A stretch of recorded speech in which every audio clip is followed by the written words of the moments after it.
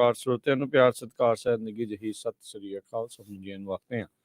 ਸੋ ਤੇ ਪ੍ਰੋਗਰਾਮ ਖਬਰ ਤੇ ਨਜ਼ਰ 'ਚ ਆਪ ਸਭ ਦਾ ਨਿੱਘਾ ਸਵਾਗਤ ਹੈ। ਮੈਂ ਰਾਜਕਰਨਵੀਰ ਸਿੰਘ ਜੁੜ ਚੁੱਕੇ ਨੇ ਆਪਣੇ ਨਾਲ ਪੰਜਾਬ ਤੋਂ ਮਿੰਟੂ ਗੁਰਸਰੀਆ ਜੀ। ਮਿੰਟੂ ਜੀ ਜੀ ਨੂੰ ਸਵਾਗਤ ਹੈ, ਸਤਿ ਸ੍ਰੀ ਅਕਾਲ ਜੀ। ਜੀ ਸ਼ੁਕਰੀਆ ਸਾਰਿਆਂ ਨੂੰ, ਸਤਿ ਸ੍ਰੀ ਅਕਾਲ ਜੀ।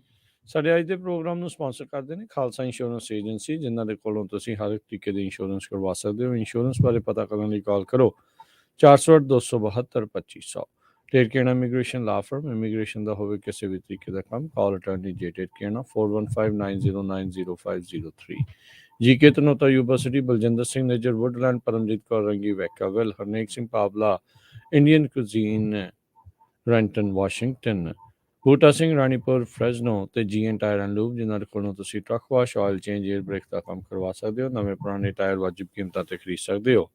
ਸੈਂਟਰਨੈਲਾ ਮੰਡੇਰਾ ਦੇ ਵਿੱਚ ਲੋਕੇਸ਼ਨ ਹੈ। ਕਾਲ ਕਰ ਸਕਦੇ ਹੋ ਨਿੰਮਾ ਸਹੂਤਾ 209 277 0113 ਦੇ ਉੱਤੇ। ਇਹਨਾਂ ਸਾਰਿਆਂ ਦਾ ਧੰਨਵਾਦ। ਜੇਕਰ ਤੁਸੀਂ ਜਾਂ ਕੋਈ ਹੋਰ ਕਾਰੋਬਾਰ ਇਸ ਪ੍ਰੋਗਰਾਮ ਨੂੰ ਸਪਾਂਸਰ ਕਰਨਾ ਚਾਹੁੰਦੇ ਹੋ, ਸੰਪਰਕ ਕਰ ਸਕਦੇ ਹੋ ਨੰਬਰ 408 722 7698 ਦੇ ਉੱਤੇ।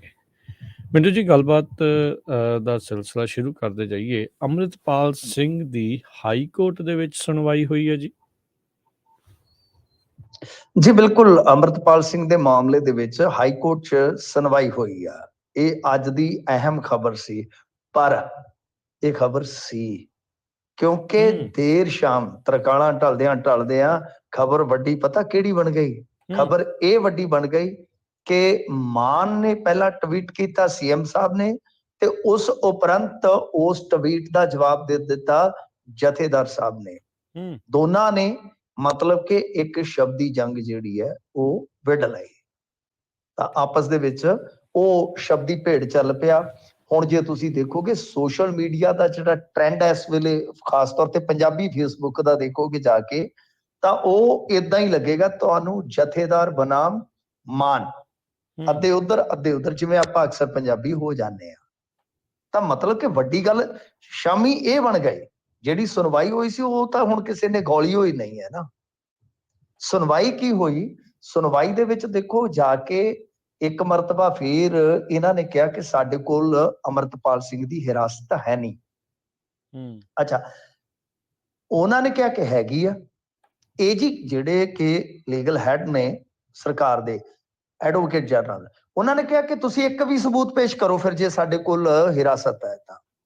ਮਤਲਬ ਕਿ ਅੰਮ੍ਰਿਤਪਾਲ ਸਿੰਘ ਦੀ ਜਿਹੜੀ ਪੈਰਵਾਈ ਕਰਨ ਵਾਲੀ ਟੀਮ ਸੀਗੀ, ਉਹਨੂੰ ਕਿਹਾ ਕਿ ਇੱਕ ਵੀ ਕੋਈ ਸਿੰਗਲ ਸਬੂਤ ਹੈ ਤਾਂ ਉਹ ਪੇਸ਼ ਕਰ ਦਿਓ ਜੀ।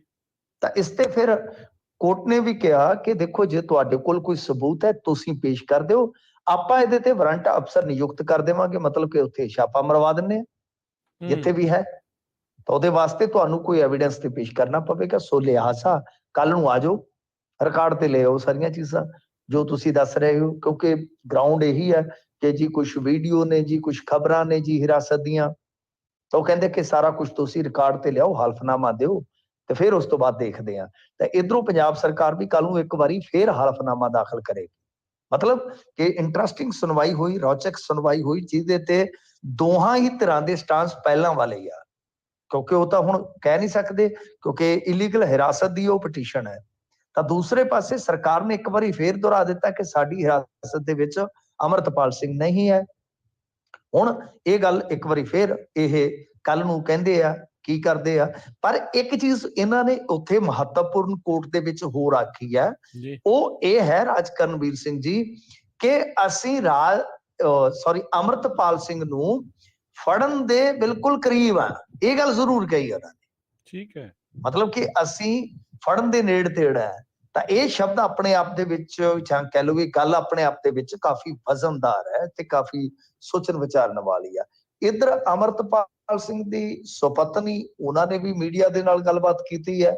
ਉਹਨਾਂ ਨੇ ਵੀ ਕੁਝ ਗੱਲਾਂ ਜਿਹੜੀਆਂ ਸਾਂਝੀਆਂ ਕੀਤੀਆਂ ਨੇ ਕਿ ਹੁਣ ਤੇ ਰਾਬਤਾ ਨਹੀਂ ਹੋਇਆ, ਲੰਮਾ ਸਮਾਂ ਹੋ ਗਿਆ, ਮੈਂ ਵੀ ਮੀਡੀਆ ਰਾਹੀਂ ਸੁਣ ਰਹੀ ਹਾਂ ਜੋ ਵੀ ਚੱਲ ਰਿਹਾ, ਤੇ ਨਾਲ ਉਹਨਾਂ ਨੇ ਦੱਸਿਆ ਕਿ ਕਿਸ ਤਰ੍ਹਾਂ ਸਾਡਾ ਮਿਲਨ ਹੋਇਆ ਤੇ ਕਿਸ ਤਰ੍ਹਾਂ ਪੰਥ ਨੂੰ ਤਰਜੀਹਾਂ ਜਿਹੜੀਆਂ ਉਹ ਦਿੱਤੀਆਂ ਜਾਣਗੀਆਂ। ਉਹਨਾਂ ਨੇ ਵੀ ਖੁੱਲ ਕੇ ਗੱਲਾਂ ਕਹੀਆਂ ਨੇ।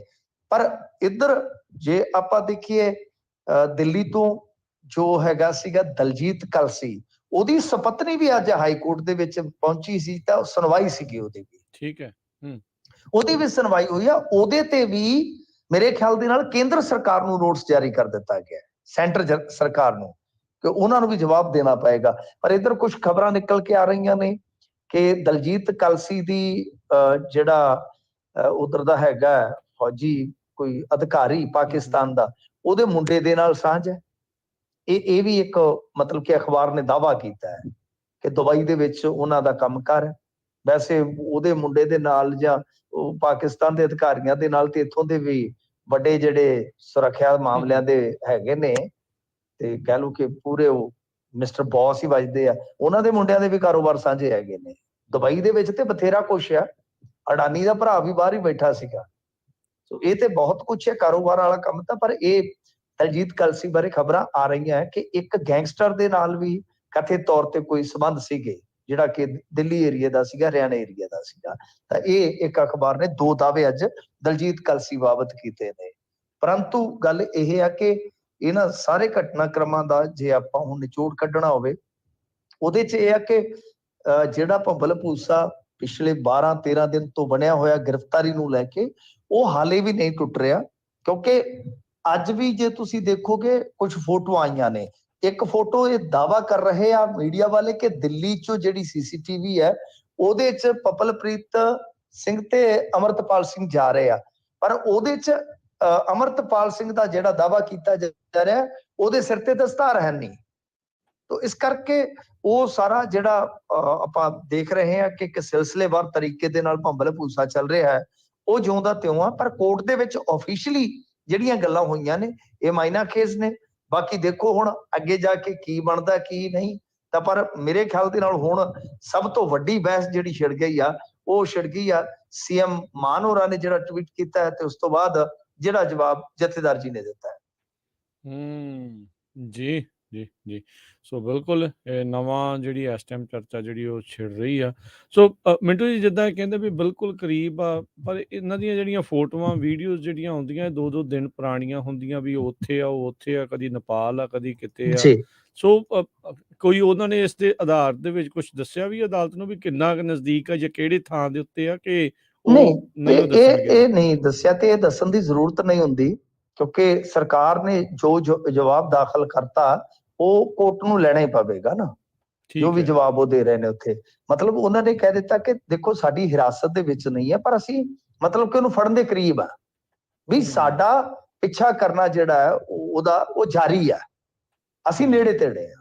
ਜਦੋਂ ਉਹਨਾਂ ਨੇ ਕਹਿ ਦਿੱਤਾ ਤਾਂ ਹੁਣ ਉਹੀ ਗੱਲ ਹੈ ਨਾ ਕਿ ਕੱਲ ਨੂੰ ਰਿਕਾਰਡ ਤੇ ਕੀ ਲੈ ਕੇ ਆਉਂਦੇ ਨੇ, ਜਿਹੜਾ ਉਹ ਹਲਫਨਾਮਾ ਦੇਣਗੇ ਕੋਰਟ ਨੇ। ਕਿਉਂਕਿ ਦੇਖੋ ਇੱਕ ਵਰਬਲੀ ਹੁੰਦੀ ਹੈ ਨਾ, ਉੱਥੇ ਬਹਿਸ ਚੱਲ ਰਹੀ ਹੈ।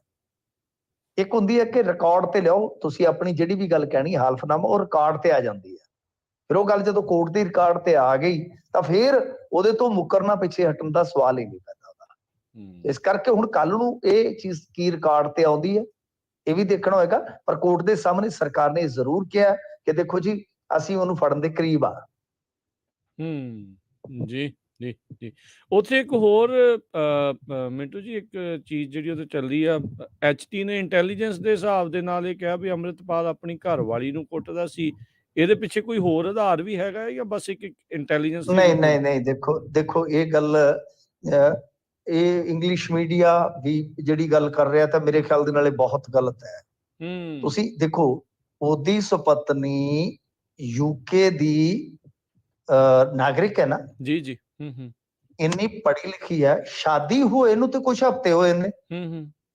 ਪਹਿਲੀ ਗੱਲ ਕਿ ਕਦੇ ਵੀ ਕੋਈ ਘਰੇਲੂ, ਵੈਸੇ ਤਾਂ ਦੇਖੋ ਹਰੇਕ ਦੀ ਆਪਣੀ ਜ਼ਿੰਦਗੀ ਹੈ, ਡੋਮੈਸਟਿਕ ਵਾਇਲੈਂਸ ਦਾ ਆਪਾਂ ਦੇਖਦੇ ਹਾਂ ਕਿ ਕੋਈ ਪਹਿਲੇ ਹਫ਼ਤੇ ਤੋਂ ਕੰਮ ਥੋੜੀ ਸ਼ੁਰੂ ਹੁੰਦਾ ਹੈ। ਦੂਜੀ ਚੀਜ਼, ਉਹ ਪੜ੍ਹੀ ਲਿਖੀ ਕੁੜੀ ਹੈ, ਉਹ ਸਾਰਾ ਕੁਝ ਜਾਣਦੀ ਹੈ, ਜੌਬ ਛੱਡ ਕੇ ਆਈ ਹੈ, ਕੀ ਉਹ ਟੋਲਰੈਂਟ ਕਰ ਲੂਗੀ ਇਸ ਚੀਜ਼ ਨੂੰ? ਤੁਸੀਂ ਸੋਚ ਸਕਦੇ ਹੋ। ਜਾਂ ਉਹਨਾਂ ਦੇ ਪਰਿਵਾਰ ਨੇ ਜਾਂ ਉਹਨਾਂ ਨੇ ਸਾਹਮਣੇ ਆ ਕੇ ਕੋਈ ਗੱਲ ਕਹੀ ਹੋਵੇ ਤਾਂ ਆਪਾਂ ਕਹੀਏ, ਕੁੜੀ ਦੇ ਪਰਿਵਾਰ ਨੇ ਜਾਂ ਕੁੜੀ ਨੇ ਖੁਦ ਕੋਈ ਦੋਸ਼ ਲਾਇਆ ਹੋਵੇ। ਜੇ ਕੋਈ ਐਸੀ ਗੱਲ ਹੁੰਦੀ, ਅੱਜ ਇੱਕ ਲੰਮੀ ਚੌੜੀ ਇੰਟਰਵਿਊ ਦਿੱਤੀ ਹੈ ਕਿਰਨਦੀਪ ਕੌਰ ਜੀ ਨੇ, ਤਾਂ ਦੇਖੋ ਉਹਦੇ ਚ ਨਾ ਕਹਿੰਦੀ, ਉਹ ਕਹਿ ਰਹੀ ਹੈ ਕਿ ਬਈ ਮਤਲਬ ਕਿ ਮੈਂ ਸਾਰਾ ਕੁਝ ਛੱਡ ਛਡਾ ਕੇ ਅਮਰਤਪਾਲ ਸਿੰਘ ਦੇ ਨਾਲ ਆਈ ਆ, ਇਹੀ ਮੇਰਾ ਘਰ ਹੈ ਤੇ ਮੈਂ ਇੱਥੇ ਅਮਰਤਪਾਲ ਸਿੰਘ ਦੇ ਨਾਲ ਨਿਭਾਂਗੀ। ਕੁੜੀ ਇਹ ਗੱਲ ਕਹਿ ਰਹੀ ਆ, ਕਿਸੇ ਦੀ ਘਰ ਵਾਲੀ ਇਹ ਗੱਲ ਕਹਿ ਰਹੀ ਆ। ਅਸੀਂ ਕਿਸ ਆਧਾਰ ਤੇ ਤੁੱਕੇਮਾਰੀ ਕਰਕੇ ਏਦਾਂ ਕਹਿ ਸਕਦੇ ਹਾਂ? ਇਹ ਬਹੁਤ ਘਟੀਆ ਰਿਪੋਰਟਿੰਗ ਹੈ। ਬਹੁਤ ਹੀ ਘਟੀਆ ਕਿ ਦੇਖੋ ਇਦਾਂ ਕਦੇ ਵੀ ਆਪਾਂ ਕਿਸੇ ਦੀ ਡੋਮੈਸਟਿਕ ਵਾਇਲੈਂਸ ਦੀ ਕਹਾਣੀ ਉਦੋਂ ਤੱਕ ਨਹੀਂ ਨਸ਼ਰ ਕਰ ਸਕਦੇ ਜਦ ਤੱਕ ਉਹ ਸ਼ਿਕਾਇਤ ਦੇ ਰੂਪ ਚ ਪੁਲਿਸ ਕੋਲ ਨਹੀਂ ਜਾਂਦੀ ਜਾਂ ਰਿਕਾਰਡ ਦੇ ਰੂਪ ਚ ਮੀਡੀਆ ਕੋਲ ਨਹੀਂ ਆਉਂਦੀ। ਜੀ ਜੀ ਬਿਲਕੁਲ ਕਮਾਲ ਦੀ ਗੱਲ ਆ ਵੀ ਕਿਰਦਾਰਕੁਸ਼ੀ ਕਰਨ ਦੇ ਵਿੱਚ ਵੀ ਕੋਈ ਬਿਲਕੁਲ ਬਿਲਕੁਲ ਇਹ ਗਲਤ ਹੈ। ਦੇਖੋ ਸਾਡੀ ਵਿਚਾਰਕ ਵਿਰੋਧਤਾ ਹੋ ਸਕਦੀ, ਵਿਚਾਰਕ ਮਤਭੇਦ ਹੋ ਸਕਦੇ ਨੇ, ਸਾਰਾ ਕੁਝ ਹੋ ਸਕਦਾ, ਸਹਿਮਤੀ ਅਸਹਿਮਤੀ, ਪਰੰਤੂ ਇਹ ਜਿਹੜੀ ਇੱਕ ਪੇਸ਼ੇਵਰ ਮਤਲਬ ਕਿ ਜ਼ਿੰਮੇਵਾਰੀ ਹੈ ਪੱਤਰਕਾਰਤਾ ਚ ਉਹਦੀ ਇੱਕ ਜਿਹੜੀ ਲੀਕ ਹੈ ਉਹ ਨਹੀਂ ਟੱਪਣੀ ਚਾਹੀਦੀ। ਤੁਹਾਨੂੰ ਸਰਕਾਰ ਜੋ ਮਰਜ਼ੀ ਏਜੰਡਾ ਦੇਈ ਜਾਵੇ ਪਰ ਤੁਸੀਂ ਦੇਖਣਾ ਨਾ ਕਿ ਹਾਂ ਬਈ ਅਸੀਂ ਉਹਦੇ ਤੇ ਤੁਰਨਾ ਹੈ ਕਿ ਨਹੀਂ ਤੁਰਨਾ। ਜੀ ਇਹਦਾ ਮਤਲਬ ਹੈ ਕਿ ਜਿਹੜੀ ਰਿਪੋਰਟਿੰਗ ਹੋਈ ਆ ਇਹ ਤੁੱਕਾ ਮਾਰ ਰਿਪੋਰਟਿੰਗ ਜ਼ਿਆਦਾ ਹੋਈ ਆ। ਤੁਸੀਂ ਆਪ ਸੋਚੋ ਜੇਕਰ ਮੰਨ ਲਓ ਅੱਜ ਅਮਰਤਪਾਲ ਸਿੰਘ ਦੀ ਸੁਪਤਨੀ ਸਾਹਮਣੇ ਆ ਕੇ ਨਾ ਗੱਲਬਾਤ ਕੀਤੀ ਹੁੰਦੀ ਤੇ ਮੈਂ ਕਦੇ ਇੰਨੀ ਲੰਮੀ ਗੱਲ ਨਹੀਂ ਸੀ ਕਰਨੀ, ਕਦੇ ਗੱਲ ਨਹੀਂ ਸੀ ਕਰਨੀ। ਅੱਜ ਜਦੋਂ ਸਾਹਮਣੇ ਆ ਕੇ ਉਹ ਇੰਟਰਵਿਊ ਕਰਕੇ ਬਥੇਰੀਆਂ ਗੱਲਾਂ ਖੋਲ ਰਹੀ ਹੈ ਤੇ ਜੇ ਐਸਾ ਹੁੰਦਾ ਤਾਂ ਉਹ ਨਾ ਕਹਿੰਦੀ, ਫਿਰ ਅੱਜ ਉਹ ਕਿਹਦੇ ਨਾਲ ਖਲੋਂਦੀ? ਤੁਸੀਂ ਸੋਚ ਕੇ ਦੇਖੋ। तो ये चीज ਜਿਹੜੀ ਹੈ ਕਿ ਬਿਨਾਂ ਰਿਕਾਰਡ ਤੋਂ ਤਥਾਤਮਕ ਚੀਜ਼ ਨਹੀਂ ਜਾਪਦੀ ਹੈ। ਜੀ ਪਤਾ ਨਹੀਂ ਉਹਨਾਂ ਦੇ ਕੋਲ ਕੀ ਇਨਪੁਟ ਹੋਏਗੀ ਪਰ ਮੈਂ ਇਸ ਚੀਜ਼ ਨੂੰ ਤਥਾਤਮਕ ਨਹੀਂ ਮੰਨਦਾ ਕਿ ਤੁਸੀਂ ਕਿਸੇ ਦਾ ਵਰਜ਼ਨ ਨਹੀਂ ਦੇ ਰਹੇ ਕਿ ਕਿਸਨੇ ਕਿਹਾ, ਕੀ ਤੁਹਾਡਾ ਵਸੀਲਾ ਹੈ ਸੂਚਨਾ ਦਾ। ਹਾਲਾਂਕਿ ਮੈਂ ਕਦੇ ਕਿਸੇ ਦੇ ਕੰਮ ਨੂੰ ਰੱਦ ਨਹੀਂ ਕੀਤਾ, ਤੁਸੀਂ ਜਾਣਦੇ ਹੋ, ਬਿਹਤਰ ਜਾਣਦੇ ਹੋ। ਮੈਂ ਹਮੇਸ਼ਾ ਹਰੇਕ ਦੇ ਵਿਚਾਰ ਨੂੰ ਤਰਜੀਹ ਦੇਣ ਵਾਲਾ ਆਦਮੀ ਆ, ਪਰੰਤੂ ਕੁਝ ਚੀਜ਼ਾਂ ਜਿਹੜੀਆਂ ਨੇ ਉਹ ਆਧਾਰ ਉਹਨਾਂ ਦਾ ਠੋਸ ਹੋਣਾ ਚਾਹੀਦਾ ਜਦੋਂ ਅਸੀਂ ਕਿਸੇ ਦੀ ਮਤਲਬ ਘਰੇਲੂ ਜ਼ਿੰਦਗੀ ਜਾਂ ਨਿੱਜੀ ਜ਼ਿੰਦਗੀ ਨੂੰ ਛੋਹਨੇ ਆ ਤਾਂ। ਜੀ ਜੀ ਜੀ ਅਗਲੀ ਮਿੰਟੂ ਜੀ ਗੱਲ ਕਰੀਏ ਪਰਮਰਾਜ ਉਮਰਾ ਨੰਗਲ ਤੇ ਸਾਬਕਾ ਐਸਐਸਪੀ ਚਰਨਜੀਤ ਸ਼ਰਮਾ ਫਰੀਦਕੋਟ ਅਦਾਲਤ ਵਿੱਚ ਹੋਏ ਨੇ ਪੇਸ਼। ਹਾਂਜੀ ਦੇਖੋ ਇਹਨਾਂ ਨੇ ਜ਼ਮਾਨਤਾਂ ਤੇ ਲੈ ਲਈਆਂ ਨੇ ਕਿਉਂਕਿ ਜ਼ਮਾਨਤਾਂ ਬਾਦਲਾਂ ਨੂੰ ਮਿਲ ਗਈਆਂ, ਫਿਰ ਉਹ ਗਰਾਊਂਡ ਹੁੰਦਾ ਜ਼ਮਾਨਤਾਂ ਦਾ ਗਾ ਮਿਲ ਜਾਂਦੀਆਂ ਨੇ। ਅਗਾਊ ਜ਼ਮਾਨਤਾਂ ਮਿਲ ਗਈਆਂ, ਚਾਰਜ ਸ਼ੀਟ ਇਹਨਾਂ ਦੇ ਖਿਲਾਫ ਦਾਖਲ ਹੋਈ ਆ ਤਾਂ ਫਿਰ ਜ਼ਾਹਰਾ ਜੀ ਗੱਲ ਹੈ ਕਿ ਕੋਰਟ ਦੇ ਵਿੱਚ ਪੇਸ਼ ਹੋਣਾ ਪਵੇਗਾ। ਕੋਰਟ ਦੇ ਵਿੱਚ ਜਿਵੇਂ ਬਾਦਲ ਸਾਹਿਬ ਪੇਸ਼ ਹੋਏ, ਸੁਖਬੀਰ ਸਿੰਘ ਬਾਦਲ ਪੇਸ਼ ਹੋਏ, ਉਹਨਾਂ ਨੇ ਆਪਣਾ ਬੇਲ ਬੌਂਡ ਭਰਿਆ, ਉਸ ਤੋਂ ਬਾਅਦ ਫਿਰ ਟ੍ਰਾਇਲ ਚੱਲ ਪੈਂਦਾ ਤਾਂ ਉਹੀ ਸਿਲਸਿਲਾ ਇੱਥੇ ਵੇਖਣ ਨੂੰ ਮਿਲੇਗਾ ਕਿ ਇਹਨਾਂ ਨੂੰ ਜਾ ਕੇ ਉੱਥੇ ਕੋਰਟ ਦੇ ਸਾਹਮਣੇ ਪੇਸ਼ ਹੋਣਾ ਪੈਣਾ ਸੀਗਾ, ਬੇਲ ਬੌਂਡ ਭਰਾਇਆ ਹੋਏਗਾ ਤੇ ਉਸ ਤੋਂ ਬਾਅਦ ਫਿਰ ਹੁਣ ਇਹ ਮਾਮਲਾ ਜਿਹੜਾ ਉਹ ਅੱਗੇ ਚੱਲੇਗਾ। ਤਾਂ ਦੇਖੋ ਗੱਲ ਇਹ ਹੈ ਕਿ ਜਿਹੜਾ ਬੰਦਾ ਪੇਸ਼ ਹੁੰਦਾ ਹੈ ਕਿਉਂਕਿ ਇੱਥੇ ਹੁਣ ਜਿਹੜਾ ਮਾਮਲਾ ਚੱਲਣਾ ਹੈ ਉਹ ਚਲਾਨ ਦੀਆਂ ਕਾਪੀਆਂ ਤੋਂ ਚੱਲਣਾ ਹੈ, ਚਾਰਜ ਸ਼ੀਟ ਦੀਆਂ ਕਾਪੀਆਂ ਤੋਂ। ਉਹ ਜਿਵੇਂ ਜਿਵੇਂ ਪੇਸ਼ ਹੁੰਦੇ ਜਾਓਗੇ, ਜਿਵੇਂ ਜਿਵੇਂ ਮਤਲਬ ਕਿ ਉੱਥੇ ਹਾਜ਼ਰੀ ਲੱਗਦੀ ਜਾਏਗੀ, ਬੇਲ ਬੌਂਡ ਭਰਦੇ ਜਾਣਗੇ, ਉਦਾਂ ਉਦਾਂ ਕਾਪੀਆਂ ਜਿਹੜੀਆਂ ਮਿਲਣਗੀਆਂ ਕਿਉਂਕਿ ਬਾਦਲ ਫੈਮਿਲੀ ਨੇ ਯਤਨ ਕੀਤਾ ਸੀਗਾ ਕਿ ਅਸੀਂ ਕਾਪੀਆਂ ਹਾਸਲ ਕਰ ਲਈਏ ਅਗਾਊ ਜ਼ਮਾਨਤ ਤੋਂ ਪਹਿਲਾਂ। ਉੱਥੇ ਕਿਹਾ ਸੀ ਕੋਰਟ ਨੇ ਕਿ ਜਦ ਤੱਕ ਤੁਸੀਂ ਪੇਸ਼ ਨਹੀਂ ਹੁੰਦੇ ਤਦ ਤੱਕ ਤੁਹਾਨੂੰ ਕਾਪੀਆਂ ਨਹੀਂ ਮਿਲੂਗੀਆਂ। ਇਹਦਾ ਮਤਲਬ ਕਿ ਪ੍ਰਕਾਸ਼ ਸਿੰਘ ਬਾਦਲ, ਸੁਖਬੀਰ ਸਿੰਘ ਬਾਦਲ ਤੇ ਇਸ ਤੋਂ ਇਲਾਵਾ ਜਿਹੜਾ ਗੁਰਦੀਪ ਸਿੰਘ ਪੰਧੇਰ, ਸੁਖਮਿੰਦਰ ਸਿੰਘ ਮਾਨ, ਇਹਨਾਂ ਵੱਲੋਂ ਜਦੋਂ ਆਪਣੀਆਂ ਜ਼ਮਾਨਤਾਂ ਭਰ ਦਿੱਤੀਆਂ ਤਾਂ ਚਲਾਨ ਦੀਆਂ ਕਾਪੀਆਂ ਵੀ ਮਿਲ ਗਈਆਂ। ਹੁਣ ਇਹ ਜਦੋਂ ਪੇਸ਼ ਹੋਇਆ ਇਹਨਾਂ ਨੇ ਵੀ ਆਪਣੀਆਂ ਜ਼ਮਾਨਤਾਂ ਭਰ ਲਈਆਂ ਤੇ ਇੱਥੇ ਇਹਨਾਂ ਨੇ ਵੀ ਆਪਣੀਆਂ ਜਿਹੜੀਆਂ ਚਲਾਨ ਦੀਆਂ ਕਾਪੀਆਂ ਮਤਲਬ ਕਿ ਚਾਰਜ ਸ਼ੀਟ ਦੀਆਂ ਕਾਪੀਆਂ ਹਾਸਲ ਕਰ ਲਈਆਂ। ਤਾਂ ਹੁਣ ਅੱਗੇ ਰਹਿ ਗਿਆ ਟ੍ਰਾਇਲ। ਹੁਣ ਕੁਛ ਨਹੀਂ, ਕੋਈ ਅੜਚਨ ਨਹੀਂ, ਕੋਈ ਅੜਿੱਕਾ ਨਹੀਂ, ਹੁਣ ਹੋਏਗਾ ਟ੍ਰਾਇਲ। ਟ੍ਰਾਇਲ ਦੇ ਵਿੱਚ ਕੀ ਹੁੰਦਾ ਕੀ ਨਹੀਂ ਹੁੰਦਾ ਉਹਦੇ ਤੇ ਹੁਣ ਨਿਗਾਹ ਰਹਿ ਗਈ। ਹੁਣ ਇਹਦੇ ਚ ਕੋਈ ਮਤਲਬ ਕਿ ਕਾਨੂੰਨੀ ਅੜਚਨ, ਕੋਈ ਕਾਨੂੰਨੀ ਅੜਿੱਕਾ ਨਹੀਂ ਹੈ। ਇੱਥੇ ਹੁਣ ਸਿੱਧੀ ਕਾਨੂੰਨੀ ਚੌਖਟੇ ਦੇ ਵਿੱਚ ਲੜਾਈ ਆ ਤੇ ਲੜਾਈ ਸਬੂਤਾਂ ਦੀ ਹੈ। ਜੀ ਜੀ ਬਿਲਕੁਲ। ਅਗਲੀ ਪੇਸ਼ੀ 12 ਅਪ੍ਰੈਲ ਹੈ ਮੇਰੇ ਖਿਆਲ ਦੇ ਨਾਲ ਇਸ ਕੇਸ ਦੀ। ਓਕੇ, ਰਹਿ ਗਿਆ ਅੱਧਾ ਮਹੀਨਾ ਹੋਰ। ਜੀ ਅਗਲੀ ਗੱਲ ਕਰੀਏ ਪੰਜਾਬ ਵਿੱਚ ਲੇਡੀ ਕੰਟਰੈਕਟ ਕਿਲਰ ਵੀ ਆਈ ਸਾਹਮਣੇ। ਆ ਦੇਖ ਲਓ ਹੁਣ ਉਹ ਜਿਵੇਂ ਉਹ ਕਹਿੰਦਾ ਨਾ ਕਿ ਮਾਰੀ ਸ਼ੋਰੀ ਕਿਆ ਸ਼ੋਰੋਂ ਸੇ ਕਮ ਹੈ, ਉਹ ਇੱਕ ਫਿਲਮ ਦਾ ਡਾਇਲੋਗ ਹੈ ਨਾ, ਮਾਰੀ ਸ਼ੋਰੀਆਂ ਕਿਆ ਸ਼ੋਰੋਂ ਸੇ ਕਮ ਹੈ। ਤਾਂ ਗੱਲ ਇਹ ਆ ਕਿ ਇੱਥੇ ਤੇ ਮੈਨੂੰ ਲੱਗਦਾ ਕਿ ਕ੍ਰਾਈਮ ਦੀ ਦੁਨੀਆ ਦੇ ਵਿੱਚ ਤੇ ਇੱਕ ਜਦੋਜਹਿਦ ਜਿਹੜੀ ਆ ਉਹ ਇਸ ਤਰ੍ਹਾਂ ਦੀ ਲੱਗੀ ਪਈ ਆ ਕਿ ਸਾਡੇ ਤਾਂ ਹੁਣ ਬੱਚੇ ਵੀ ਆ ਜਾਂਦੇ ਆ ਵਿੱਚ। ਆ ਵੇਖ ਲਓ ਨਾ ਸ਼ੂਟਰ ਕੋਈ 15 ਸਾਲ ਦਾ ਫੜਿਆ ਜਾਂਦਾ ਹੈ, ਕੋਈ ਧਮਕੀਆਂ ਦੇਣ ਵਾਲਾ 14 ਸਾਲ ਦਾ ਫੜਿਆ ਜਾਂਦਾ ਹੈ। ਹੁਣ ਗਾਂ ਜੇ ਦੇਖੀਏ ਤੇ ਬੱਚਿਆਂ ਦੀ ਡਰੱਗ ਟ੍ਰੈਫਿਕਿੰਗ ਦੇ ਮਾਮਲੇ ਦੇ ਵਿੱਚ ਵੀ ਵਰਤੋਂ ਹੋ ਰਹੀ ਆ। ਇਹ ਮਾਮਲਾ ਅਜੀਬੋ ਗਰੀਬ ਮਾਮਲਾ ਹੈ। ਦਰਅਸਲ ਕੀ ਹੈ ਇਹਦੇ ਵਿੱਚ ਵੇਖੋ ਸਾਰਾ ਕੁਝ ਮਿਲ ਜਾਵੇਗਾ। ਉਹ ਜਿਵੇਂ ਕਹਿੰਦੇ ਨੇ ਨਾ ਫਿਲਮ ਦੇ ਵਿੱਚ ਕਮੇਡੀ ਵੀ ਹੈ ਜੀ, ਮਿਊਜ਼ਿਕ ਵੀ ਹੈ ਜੀ, ਇਮੋਸ਼ਨ ਵੀ ਹੈ ਜੀ, ਸਾਰਾ ਕੁਝ ਹੀ ਹੈ ਜੀ। ਇਹਦੇ ਚ ਕੀ ਹੈ ਕਿ ਇੱਕ ਸਰਕਾਰੀ ਕਰਮਚਾਰੀ ਮਤਲਬ ਕਿ ਨਿਗਮ ਦਾ ਸੁਪਰਵਾਈਜ਼ਰ, ਉਹਦੀਆਂ ਆਰਟੀਆਈਆਂ ਪਾਈਆਂ ਸੀ ਕਿਸੇ ਨੇ, ਆਰਟੀਆਈ ਪਾ ਕੇ ਕੋਈ ਘੁੰਡੀ ਫੜ ਲਈ। ਹੁਣ ਗੱਲ ਤੇ ਨਿਕਲ ਰਹੀ ਹੈ ਕਿ ਕਥਿਤ ਤੌਰ ਤੇ ਬਲੈਕਮੇਲਿੰਗ ਦਾ ਯਤਨ ਸੀਗਾ, 25 ਠੀਕ ਕਰੋੜ ਹੈ। ਰੁਪਈਆ ਮੰਗਿਆ ਗਿਆ। ਜਦੋਂ 25 ਕਰੋੜ ਰੁਪਈਆ ਮੰਗਿਆ ਗਿਆ ਤੇ ਉਹਨਾਂ ਆਖਿਆ ਤੈਨੂੰ 25 ਜੂ ਦੇਣਾ, ਕਿਸੇ ਨੂੰ 5 ਦੇ ਕੇ ਕੰਮ ਕਰਵਾ ਲੈਂਦੇ ਆ। ਗਾਂ ਕੋਈ ਸੀਵਰਮੈਨ ਸੀਗਾ ਨਿਗਮ ਦਾ ਹੀ, ਉਹਨੇ ਗਾਂ ਇਹੋ ਜਿਹੇ ਬੰਦਿਆਂ ਦੇ ਨਾਲ ਉਹਦਾ ਗਾਂਢਾ ਸਾਂਢਾ ਕਰਵਾ ਦਿੱਤਾ, ਜਿਹਦੇ ਚ ਇੱਕ ਔਰਤ ਵੀ ਜਿਹੜੀ ਫੜੀ ਗਈ ਹੈ, 40 ਕੁ ਵਰਿਆਂ ਦੀ ਔਰਤ ਹੈ, ਤੇ ਇਹਦੇ ਨਾਲ ਇਹਦੇ ਇੱਕ ਪਤੀ ਦਾ ਦੋਸਤ ਵੀ ਹੈ। ਕ੍ਰਿਮੀਨਲ ਰਿਕਾਰਡ ਹੈਗਾ ਇਹਨਾਂ ਦਾ, ਕ੍ਰਿਮੀਨਲ ਹਿਸਟਰੀ ਆ। ਇਹਨਾਂ ਨੇ 6 ਲੱਖ ਰੁਪਈਆ ਲੈ ਕੇ ਤੇ ਉਹਨੂੰ ਬੰਦੇ ਨੂੰ ਮਾਰੀਆਂ ਸੱਟਾਂ, ਮਾਰੀਆਂ ਤੇ ਮਾਰ ਕੇ ਸੁੱਟ ਗਏ, ਪਰ ਬਚ ਗਿਆ। ਹੁਣ ਪੁਲਿਸ ਦੂਜੇ ਐਂਗਲ ਤੋਂ, ਕਿਉਂਕਿ ਇਹ ਵੀ ਐਂਗਲ ਨਿਕਲ ਆਇਆ, ਉਸ ਐਂਗਲ ਤੋਂ ਵੀ ਵੇਖੇਗੀ ਕਿ ਕੀ ਇਹ ਬਲੈਕਮੇਲਿੰਗ ਦਾ ਮਾਮਲਾ ਹੈ ਜਾਂ ਨਹੀਂ ਹੈ। ਪਰ ਇਹਦੇ ਚੋਂ ਇਹੀ ਗੱਲ ਨਿਕਲ ਰਹੀ ਹੈ ਕਿ ਇਹਨਾਂ ਦਾ ਜਿਹੜਾ ਵੈਰ ਵਿਰੋਧ ਸੀਗਾ ਉਹ ਇਸੇ ਚੀਜ਼ ਨੂੰ ਲੈ ਕੇ ਸੀਗਾ ਕਿ ਆਰਟੀਆਈ ਐਕਟਿਵਿਸਟ ਜਿਹੜਾ ਸੀਗਾ ਉਹਨੇ ਜਾਣਕਾਰੀਆਂ ਕੁਝ ਇਕੱਤਰ ਕੀਤੀਆਂ ਤੇ ਉਸ ਤੋਂ ਬਾਅਦ ਫਿਰ ਉਹ ਪੈਸਾ ਧੇਲਾ ਮੰਗਣ ਲੱਗ ਪਿਆ। ਇਹ ਅਲੱਗ ਜਾਂਚ ਪੜਤਾਲ ਦਾ ਵਿਸ਼ਾ ਹੈ, ਪਰ ਚਿੰਤਾ ਦਾ ਵਿਸ਼ਾ ਤੇ ਉਹ ਹੈ ਨਾ ਕਿ ਤੁਸੀਂ ਦੇਖੋ ਕਿ ਸਪਾਰੀ ਕਿਲਿੰਗ, ਸਪਾਰੀ ਕਿਲਰ, ਇਹ ਆਧੁਨਿਕ ਸ਼ਬਦ ਜਿਹੜੇ ਸਾਡੇ ਨਾਲ ਆ ਜੁੜੇ ਨੇ, ਤਾਂ ਉਹਨਾਂ ਸ਼ਬਦਾਂ ਦੇ ਵਿੱਚ ਹੁਣ ਸਾਡੇ ਵਿੱਚ ਇੱਕ ਸ਼ਬਦ ਹੋਰ ਆ ਰਿਹਾ ਹੈ ਕਿ ਇਹ ਜੀ ਨਾਰੀ ਕੰਟਰੈਕਟ ਕਿਲਰ ਹੈ। ਇਹ ਆਪਣੇ ਆਪ ਦੇ ਵਿੱਚ ਬੜਾ ਮੇਰੇ ਖਿਆਲ ਦੇ ਨਾਲ ਖਤਰਨਾਕ ਸੰਕੇਤ ਹੈ ਸਾਡੇ ਸਮਾਜ ਵਿੱਚ। ਕਿਉਂਕਿ ਅੱਗੇ ਆਪਾਂ ਦੇਖਿਆ ਕਿ ਕੁਝ ਔਰਤਾਂ ਚਿੱਟੇ 'ਚ, ਭੁੱਕੀ ਵੇਚਣ 'ਚ, ਦਾਰੂ ਵੇਚਣ 'ਚ ਉਹ ਫੜੀਆਂ ਜਾਂਦੀਆਂ ਨੇ, ਉਹਨਾਂ ਤੇ ਕੇਸ ਪੈਂਦੇ, ਕੇਸ ਝੂਠੇ ਹੁੰਦੇ ਆ, ਸੱਚੇ ਵੀ ਹੁੰਦੇ ਆ, ਸਾਰੇ ਤਰ੍ਹਾਂ ਦੇ ਹੁੰਦੇ ਆ। ਪਰ ਹੁਣ ਜੇ ਇਸ ਤਰ੍ਹਾਂ ਦੀ ਕੰਟਰੈਕਟ ਕਿਲਿੰਗ ਦੇ ਵਿੱਚ ਜਨਾਨੀਆਂ ਦਾ ਆਉਣਾ ਸਾਨੂੰ ਦਿਖ ਰਿਹਾ, ਤਾਂ ਇਹ ਮੇਰੇ ਖਿਆਲ ਦੇ ਨਾਲ ਸਾਡੇ ਸਮਾਜ ਵਾਸਤੇ ਕੋਈ ਸੰਕੇਤ ਚੰਗੇ ਨਹੀਂ, ਤੇ ਹਾਲਾਤ ਵੀ ਸੁਖਾਲੇ ਨਹੀਂ ਸਾਡੇ। ਜੀ ਆਵਾ ਉਤਦਾ ਜਾਂਦਾ ਜੀ ਚੌਂਸ਼ ਫੇਰੇ। ਪਾਵਰਕਾਮ ਨੂੰ ਲੱਗਾ 190 ਕਰੋੜ ਦਾ ਝਟਕਾ ਜੀ। ਦੇਖੋ ਇਹਦੇ ਚ ਗੱਲ ਫਿਰ ਆ ਜਾਂਦੀ ਹੈ ਨਾ ਬਈ, ਉਹ ਇੱਕ ਨਾ ਪੰਜਾਬੀ ਚ ਕਹਾਵਤ ਆ ਕਿ ਜੰਮਣ ਵਾਲੇ ਛੁੱਟ ਗਏ ਤੇ ਸੇੜਨ ਵਾਲੇ ਫਸ ਗਏ।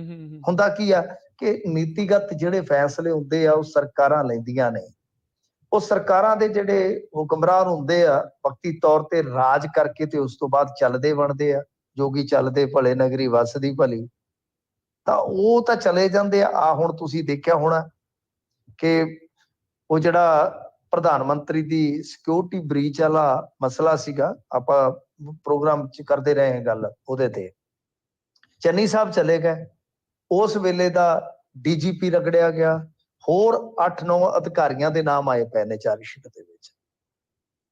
ਤਾਂ ਗੱਲ ਇਹ ਹੈ ਕਿ ਇਹ ਚੀਜ਼ ਹੁੰਦੀ ਆ। ਅਸਲ ਚ ਕੀ ਆ ਕਿ ਉਦੋਂ ਅਮਰਿੰਦਰ ਸਿੰਘ ਸਰਕਾਰ ਨੇ ਇੱਕ ਫੈਸਲਾ ਕੀਤਾ ਸੀਗਾ, ਤੁਹਾਨੂੰ ਯਾਦ ਹੋਏਗਾ ਕਿ ਜਿਹੜੇ ਕੰਟਰੈਕਟ ਨੇ ਇਹਨਾਂ ਥਰਮਲਾਂ ਦੇ, ਨਿੱਜੀ ਥਰਮਲਾਂ ਦੇ, ਤਾਂ ਇਹ ਹੈਗੇ ਨੇ ਫਿਕਸ ਚਾਰजेस ਦੇ ਤਹਿਤ, ਉਹ ਉਹਨੇ ਦੇਣੇ ਹੀ ਆ। ਤਾਂ ਇਹ ਕੀ ਸੀਗਾ ਕਿ ਇਹਨਾਂ ਨੇ ਲਾਕਡਾਊਨ ਦੇ ਵਿੱਚ ਇਹ ਕਹਿ ਦਿੱਤਾ ਕਿ ਦੇਖੋ ਗੱਲ ਇਹ ਆ, ਵੈਸੇ ਤਾਂ ਉਹਦੇ ਵਿੱਚ ਕਈ ਸੀਗੇ ਪਾਵਰ ਪਲਾਂਟ, ਇਹਨਾਂ ਨੇ ਆਖਿਆ ਸੀਗਾ ਕਿ ਕੋਵਿਡ-19 ਦਾ ਜਿਹੜਾ ਇਹ ਲਾਕਡਾਊਨ ਆ, ਇਹ ਲਾਉਣਾ ਕੋਈ ਸਾਡੇ ਮਤਲਬ ਕਿ ਵੱਸ ਦੀ ਗੱਲ ਨਹੀਂ ਹੈ, ਇਹ ਸਾਡੇ ਕੰਟਰੋਲ ਤੋਂ ਬਾਹਰ ਹੈ। ਤੇ ਇਸ ਤਰ੍ਹਾਂ ਦੀ ਸਥਿਤੀ ਦੇ ਵਿੱਚ ਪੀਪੀਏ ਜਿਹੜਾ ਹੁੰਦਾ ਇਹਨਾਂ ਦਾ, ਕਿ ਉਸ ਦੇ ਅਧੀਨ ਫੋਰਸ ਮੇਜਰ ਵਜੋਂ ਇਹ ਯੋਗ ਆ ਕਿ ਅਸੀਂ ਤੁਹਾਨੂੰ ਕੱਟ ਲਾ ਦਈਏ, ਮਤਲਬ ਕਿ ਜੋ ਰਕਮ ਇੱਕ ਪੱਕੇ ਤੌਰ ਤੇ ਅਦਾ ਕਰਨੀ ਸੀਗੀ, ਮਤਲਬ ਕਿ ਇਹ ਜੋ ਫੋਰਸ ਮੇਜਰ ਧਾਰਾ ਲਾ ਕੇ ਕਿ ਬਈ ਇਹ ਜਿਹੜਾ ਸਾਰਾ ਕੁਛ ਆ ਉਹ ਅਸੀਂ ਕਰ ਸਕਦੇ ਹਾਂ ਕਿਉਂਕਿ ਸਾਡਾ ਹੁਣ ਵੱਸ ਦਾ ਰੋਗ ਨਹੀਂ, ਅਸੀਂ ਨਹੀਂ ਭੱਜ ਰਹੇ। ਇਹਨਾਂ ਦੇ ਕਹਿਣ ਦਾ ਮਤਲਬ ਸੀ ਲਾਕਡਾਊਨ ਜਿਹੜੀ ਆ ਉਹ ਸਾਰਾ ਕਾਰਵਾਈ ਕੀਤੀ ਆ ਜਿਹੜੀ ਉਹ ਸਰਕਾਰ ਕੇਂਦਰ ਦੀ ਉਹ ਕਰ ਰਹੀ ਆ, ਤਾਂ ਬਈ ਸਾਡਾ ਇਹਦੇ ਵਿੱਚ ਕੀ ਹੈ। ਤੇ ਇਹਨਾਂ ਨੇ ਫਿਰ ਕੁਝ ਕਰੋੜ ਰੁਪਏ ਉਦੋਂ ਬਚਾਉਣ ਦਾ ਦਾਅਵਾ ਵੀ ਕੀਤਾ ਸੀਗਾ। ਤੇ ਹੁਣ ਇਹ ਜਦੋਂ ਮਾਮਲਾ ਜਿਹੜਾ ਉਹ ਗਿਆ ਕੋਰਟ ਦੇ ਵਿੱਚ, ਕਾਨੂੰਨੀ ਮਾਹਰਾਂ ਨੇ ਨੋਟ ਕੀਤਾ ਉਹਦੇ ਵਿੱਚ ਕਿ ਪੀਐਸਪੀਸੀਐਲ ਜਿਹਨੂੰ ਆਪਾਂ ਕਹਿ ਦਿੰਦੇ ਪਾਵਰਕਾਮ ਵੱਲੋਂ ਫੋਰਸ ਮੇਜਰ ਧਾਰਾਵਾਂ ਦੀ ਗਲਤ ਵਿਆਖਿਆ ਕਾਰਨ ਕਾਰਪੋਰੇਸ਼ਨ ਨੂੰ ਲਗਭਗ 190 ਕਰੋੜ ਰੁਪਏ ਦੇਣ ਦਾ ਲੇਟ ਪੇਮੈਂਟ ਜਿਹੜਾ ਉਹ ਹੈਗਾ ਸਰਚਾਰਜ ਦੇਣਾ ਪਏਗਾ। ਇਸ ਤੋਂ ਇਲਾਵਾ 3 ਨਿੱਜੀ ਬਿਜਲੀ ਉਤਪਾਦਕਾਂ ਨੂੰ 396 ਕਰੋੜ ਰੁਪਏ ਦੀ ਮੂਲ ਦੀ ਵੀ ਅਦਾਇਗੀ ਕਰਨੀ ਪੈਣੀ ਹੈ। ਤਾਂ ਇਹ ਮਤਲਬ ਕਿ ਮਾਹਰਾਂ ਦਾ ਕਹਿਣਾ ਕਿ ਕੱਲਾ 190 ਕਰੋੜ ਦਾ ਝਟਕਾ ਜਿਹੜਾ ਠੀਕ ਆ, ਇਹ ਤਾਂ ਹੁਣ ਦੇਣਾ ਹੀ ਪਵੇਗਾ। ਮਤਲਬ ਕਿ ਜਿਹੜੀ ਤੁਸੀਂ ਫੋਰਸ ਮੇਜਰ ਧਾਰਾ ਦੀ ਜਿਹੜੀ ਗਲਤ ਵਿਆਖਿਆ ਕੀਤੀ ਆ, ਪਰੰਤੂ 396 ਕਰੋੜ ਰੁਪਈਆ ਜਿਹੜਾ ਤੁਸੀਂ ਬਚਾਇਆ, ਇਹ ਕਹਿ ਕੇ ਦੇਖੋ ਜੀ ਹੁਣ ਸਾਡੇ ਤੇ ਵਸ ਦਾ ਰੋਗ ਨਹੀਂ ਹੈ, ਤੇ ਇਹ ਤਾਂ ਹੁਣ ਕੇਂਦਰ ਸਰਕਾਰ ਨੇ ਲੋਕਡਾਊਨ ਲਾਤਾ ਹੈ, ਬਿਜਲੀ ਦੀ ਸਾਨੂੰ ਲੋੜ ਨਹੀਂ ਹੈਗੀ ਤੇ ਅਸੀਂ ਨਹੀਂ ਪੈਸੇ ਦੇਣੇ। ਉਹਨਾਂ ਕਿਹਾ ਕਿ ਉਹ 396 ਕਰੋੜ ਰੁਪਈਆ ਵੀ ਜਿਹੜਾ ਹੈ ਉਹ ਤੁਹਾਨੂੰ ਦੇਣਾ ਪਵੇਗਾ। ਤੇ ਇਹਦਾ ਮਤਲਬ ਇਹ ਆ ਕਿ Punjab and Haryana high court ਦੇ ਨਿਰਦੇਸ਼ਾਂ ਵਿਰੁੱਧ ਪੰਜਾਬ ਰਾਜ ਪਾਵਰ ਕਾਰਪੋਰੇਸ਼ਨ ਲਿਮਟਿਡ ਵੱਲੋਂ ਜਿਹੜੀ ਪਟੀਸ਼ਨ ਦਾਖਲ ਕੀਤੀ ਗਈ ਸੀ ਉਹ ਖਾਰਜ ਹੋ ਗਈ ਆ। ਤਾਂ ਉਹ ਖਾਰਜ ਹੋ ਗਈ ਤੇ ਇਹਦਾ ਮਤਲਬ ਹੈ ਕਿ ਉਹ ਤੁਹਾਨੂੰ 396 ਕਰੋੜ ਰੁਪਈਆ ਮੂਲ ਤੇ ਨਾਲ ਹੁਣ 190 ਕਰੋੜ, ਕਿਉਂਕਿ ਤੁਸੀਂ ਉਦੋਂ ਤੋਂ ਲੈ ਕੇ ਹੁਣ ਤੱਕ ਉਹ ਪੈਸਾ ਫਸਾ ਰੱਖਿਆ, ਉਹ 200 ਕਰੋੜ ਰੁਪਈਆ ਵੀ ਤੁਹਾਨੂੰ ਵਿਆਜ ਦਾ ਕਹਿ ਲਓ ਇੱਕ ਤਰ੍ਹਾਂ ਨਾਲ ਅਦਾ ਕਰਨਾ ਪਏਗਾ। ਮਤਲਬ ਮੈਂ ਜੋ ਕਹਿ ਰਿਹਾ ਸੀਗਾ ਉਹ ਲੰਮਾ ਚੌੜਾ ਹੈ, ਵੈਸੇ ਇਹਦੇ ਵਿੱਚ ਕਈ ਸ਼ਬਦ ਇੱਧਰ ਉੱਧਰ ਆਪਾਂ ਨੂੰ ਸਮਝ ਵੀ ਨਹੀਂ ਪੈਂਦੇ ਕਿ ਕੀ ਹੋ ਰਿਹਾ ਕੀ ਨਹੀਂ ਹੋ ਰਿਹਾ, ਪਰ ਇਹਨੂੰ ਐਂ ਹੀ ਸਮਝ ਸਕਦੇ ਆਪਾਂ ਕਿ ਜੋ ਇਹਨਾਂ ਨੇ ਪੈਸੇ ਅਦਾ ਕਰਨੇ ਸੀ, ਫਿਕਸ ਚਾਰਜਸ ਵਗੈਰਾ ਜਿਹੜੇ ਉਹਨਾਂ ਦੇ ਸੀਗੇ, ਇਹਨਾਂ ਨੇ ਉਦੋਂ ਮਤਲਬ ਕਿ ਫੋਰਸ ਮੇਜਰ ਧਾਰਾ ਲਾ ਕੇ ਉਹ ਰੋਕ ਲਏ। ਉਸ ਤੋਂ ਬਾਅਦ ਉਹਨਾਂ ਨੇ ਚੈਲੰਜ ਕੀਤਾ, ਜਿਹਦੇ ਚ ਮੂਲ ਰਕਮ ਦੇ ਨਾਲ ਨਾਲ ਇਹਨਾਂ ਨੂੰ ਹੁਣ 190 ਕਰੋੜ ਰੁਪਈਆ ਅਦਾ ਕਰਨਾ ਪਏਗਾ। ਮੈਂ ਤਾਂ ਹੀ ਕਿਹਾ ਕਿ ਹੁਕਮਰਾਨ ਇੱਥੇ ਆਪਣਾ ਜੋ ਵੀ ਗੰਦ ਹੁੰਦਾ ਖਿਲਾਰ ਕੇ ਚਲੇ ਜਾਂਦੇ ਆ, ਫਿਰ ਲੋਕ ਹੀ, ਕਿਉਂਕਿ ਪੈਸਾ ਲੋਕਾਂ ਦਾ ਜਾਏਗਾ, ਲੋਕ ਹੀ ਉਹਨੂੰ ਸਾਫ਼ ਕਰਦੇ ਨੇ, ਲੋਕ ਹੀ ਗੰਦ ਪਾਉਣ ਵਾਲਿਆਂ ਨੂੰ ਚੁਣਦੇ ਨੇ ਬਈ। ਜੀ ਜੀ ਜੀ, ਕੀ ਕਰੇ ਬੰਦਾ, ਇਦਾਂ ਜਿਹੜਾ ਸਾਰਾ ਕੁਝ ਕਰਦੇ ਜਾ ਰਹੇ ਆ। ਮਿੰਟੂ ਜੀ ਅਗਲੀ ਖਬਰ ਵੱਲ ਵਧੀਏ। ਅਧਿਆਪਕਾਂ ਨੂੰ ਮਿਲੇਗੀ ਗੈਰ ਵਿਦਿਅਕ ਕੰਮਾਂ ਤੋਂ ਮੁਕਤੀ। ਮੈਨੂੰ ਲੱਗਦਾ ਇਦਾਂ ਦੇ ਬਿਆਨ ਬਹੁਤ ਵਾਰੀ ਜਿਹੜੇ ਉਹ ਆ ਚੁੱਕੇ ਆ, ਕਿਹਾ ਜਾ ਚੁੱਕਾ ਆ, ਅਸਲੀਅਤ ਦੇ ਵਿੱਚ ਕਦੋਂ ਹੋਊਗਾ? ਹਾਂਜੀ ਬਿਲਕੁਲ, ਪੰਜਾਬ ਸਰਕਾਰ ਵੀ ਇਹ ਦਾਅਵਾ ਕਰਦੀ ਹੈ, ਪਰ ਮਸਲਾ ਕੀ ਹੈ ਕਿ ਇਹ ਜਦੋਂ ਤੱਕ ਕੋਈ ਕੇਂਦਰੀ ਨੀਤੀ ਜਿਹੜੀ ਹੈ ਨਾ ਉਹ ਇਸ ਤਰ੍ਹਾਂ ਦੀ ਨਹੀਂ ਬਣਦੀ ਤੇ ਔਖਾ ਹੈ। ਹੁਣ ਜਿਵੇਂ ਮਿਡ ਡੇ ਮੀਲ ਹੈ, ਮਿਡ ਡੇ ਮੀਲ ਹਰੇਕ ਨੂੰ ਲਾਗੂ ਕਰਨਾ ਪਏਗਾ। ਮਿਡ ਡੇ ਮੀਲ ਕੇਂਦਰ ਦੀ ਯੋਜਨਾ ਹੈ, ਤਾਂ ਮਿਡ ਡੇ ਮੀਲ ਕੀ ਹੈ ਕਿ ਅਧਿਆਪਕ ਨੂੰ ਉੱਥੇ ਫਿਰ ਕੁਛ ਨਾ ਕੁਛ ਤਾਂ ਕਰਨਾ ਹੀ ਪੈਂਦਾ ਬਈ। ਅਧਿਆਪਕ ਨੂੰ ਤਾਂ ਆਲੂ ਗੰਢੇ ਵੀ ਖਰੀਦਣੇ ਪੈਂਦੇ ਨੇ, ਨਾਲ ਉਹ ਕੰਮ ਸਾਂਭਣਾ ਪੈਂਦਾ। ਤੁਸੀਂ ਦੇਖੋ ਨਾ 100 ਬੱਚਾ, 200 ਬੱਚਾ, 400 ਬੱਚਾ ਤੁਹਾਡੇ ਕੋਲ, ਉਹਦਾ ਉਹ ਮੀਲ ਤਿਆਰ ਕਰਨਾ ਦੁਪਹਿਰ ਵਾਲਾ, ਉਹ ਇੱਕ ਚੈਲੰਜ ਹੈ। 4 ਪ੍ਰਾਹੁਣੇ ਆਪਣੇ ਘਰੇ ਆ ਜਾਣ ਤੇ ਵੇਖ ਲਓ ਪਸੀਨੇ ਛੁੱਟ ਜਾਂਦੇ ਨੇ ਗਰਮੀ 'ਚ। ਇੱਥੇ ਗਰਮੀ ਸਰਦੀ ਕੁਛ ਵੀ ਹੈ ਤਾਂ ਬਾਈ ਇਹ ਮਤਲਬ ਕਿ ਚੱਲਦਾ ਹੀ ਰਹੇਗਾ। ਤਾਂ ਇਸ ਤਰ੍ਹਾਂ ਹੈ ਕਿ ਹੁਣ ਕੇਂਦਰ ਸਰਕਾਰ ਜ਼ਰੂਰ ਇਹ ਕੋਈ ਯੋਜਨਾ ਬਣਾ ਰਹੀ ਹੈ। ਉਹ ਕਹਿੰਦੇ ਆ ਕਿ ਇੱਧਰ ਵੀ ਅਸੀਂ ਦੇਖਾਂਗੇ। ਹਾਲ ਫਿਲਹਾਲ ਉਹ ਕਹਿੰਦੇ ਆ ਕਿ ਕਰੀਬ 1.5 ਲੱਖ ਸਕੂਲਾਂ ਦੀ ਜਿਹੜੀ ਚਿੰਤਾ ਹੈ ਸਾਨੂੰ, ਸਭ ਤੋਂ ਪਹਿਲਾਂ ਤੇ ਇਹ ਕਿ ਉੱਥੇ ਅਧਿਆਪਕ ਹੀ ਇੱਕ ਆ। ਹੁਣ ਮੈਂ ਜਿਵੇਂ ਤੁਹਾਨੂੰ ਕਿਹਾ, ਇੱਕ ਅਧਿਆਪਕ ਆ, ਦੱਸੋ ਉਹ ਵਿਚਾਰਾ ਖਾਣਾ ਬਣਵਾਉਂਦਾ ਹੋਏਗਾ, ਖਾਣਾ ਬਣਾਉਂਦਾ ਹੋਏਗਾ, ਬੱਚਿਆਂ ਨੂੰ ਸੰਭਾਲਦਾ ਹੋਏਗਾ ਕਿ ਪੜਾਉਂਦਾ ਹੋਏਗਾ? ਸਭ ਤੋਂ ਵੱਡੀ ਗੱਲ ਇਹ ਹੈ। ਤਾਂ ਇਸੇ ਤਰ੍ਹਾਂ ਹੀ ਮਤਲਬ ਕਿ ਜਿਵੇਂ ਮਿਡ ਡੇ ਮੀਲ ਵਗੈਰਾ ਦਾ ਆ ਗਿਆ, ਇਹ ਹੁਣ ਕੇਂਦਰ ਸਰਕਾਰ ਕਹਿ ਰਹੀ ਹੈ ਕਿ ਜਿੱਥੇ ਜਿੱਥੇ ਇਸ ਤਰ੍ਹਾਂ ਦੀਆਂ ਸਮੱਸਿਆਵਾਂ ਨੇ ਅਸੀਂ ਉਹ ਸਾਰੀਆਂ ਹੁਣ ਦੂਰ ਕਰਕੇ, ਤਾਂ ਕਿ ਅਧਿਆਪਕ ਸਿਰਫ ਅਧਿਆਪਨ ਦਾ ਹੀ ਕੰਮ ਕਰਨ, ਉਹਨਾਂ ਨੂੰ ਕੋਈ ਹੋਰ ਕੰਮ ਨਾ ਕਰਨਾ ਪਵੇ। ਤੇ ਜੇ ਕੇਂਦਰ ਸਰਕਾਰ ਇਸ ਤਰ੍ਹਾਂ ਦਾ ਕੁਝ ਲੈ ਕੇ ਆਉਂਦੀ ਹੈ, ਮਿਡ ਡੇ ਮੀਲ ਵਰਗੀਆਂ ਮਤਲਬ ਕਿ ਜਿਹੜੀਆਂ ਬਹੁਤ ਅੱਛੀਆਂ ਸਕੀਮਾਂ ਨੇ ਇਹ ਵੀ ਚਲਾਈ ਜਾਣ, ਤਾਂ ਉਹਦੇ ਵਾਸਤੇ ਅਲੱਗ ਤੋਂ ਪ੍ਰਬੰਧ ਕਰਨ। ਤੇ ਜੇ ਸੂਬਾਈ ਸਰਕਾਰਾਂ ਵੀ ਆਪਦੇ ਪੱਧਰ ਤੇ ਇਹੋ ਜਿਹੇ ਯਤਨ ਕਰਨ, ਜਿਵੇਂ ਮਾਨ ਸਾਹਿਬ ਨੇ ਕਿਹਾ ਸੀਗਾ ਕਿ ਅਧਿਆਪਕਾਂ ਤੋਂ ਸਿਰਫ ਅਧਿਆਪਕਾਂ ਵਾਲਾ ਕੰਮ ਲੈਣਾ ਹੈ, ਤੇ ਮੇਰੇ ਖਿਆਲ ਦੇ ਨਾਲ ਬਹੁਤ ਅੱਛਾ ਹੋਏਗਾ। ਇਹ ਕਰਨ ਦੀ ਜ਼ਰੂਰਤ ਹੈ। ਜੀ ਜੀ ਜੀ। ਅਗਲੀ ਮਿੰਟੂ ਜੀ ਜਾਂਦੇ ਜਾਂਦੇ ਜੇ ਗੱਲ ਕਰੀਏ, ਅਤੀਕ ਅਹਿਮਦ ਨੂੰ ਅਦਾਲਤ ਨੇ ਸਜ਼ਾ ਸੁਣਾਈ।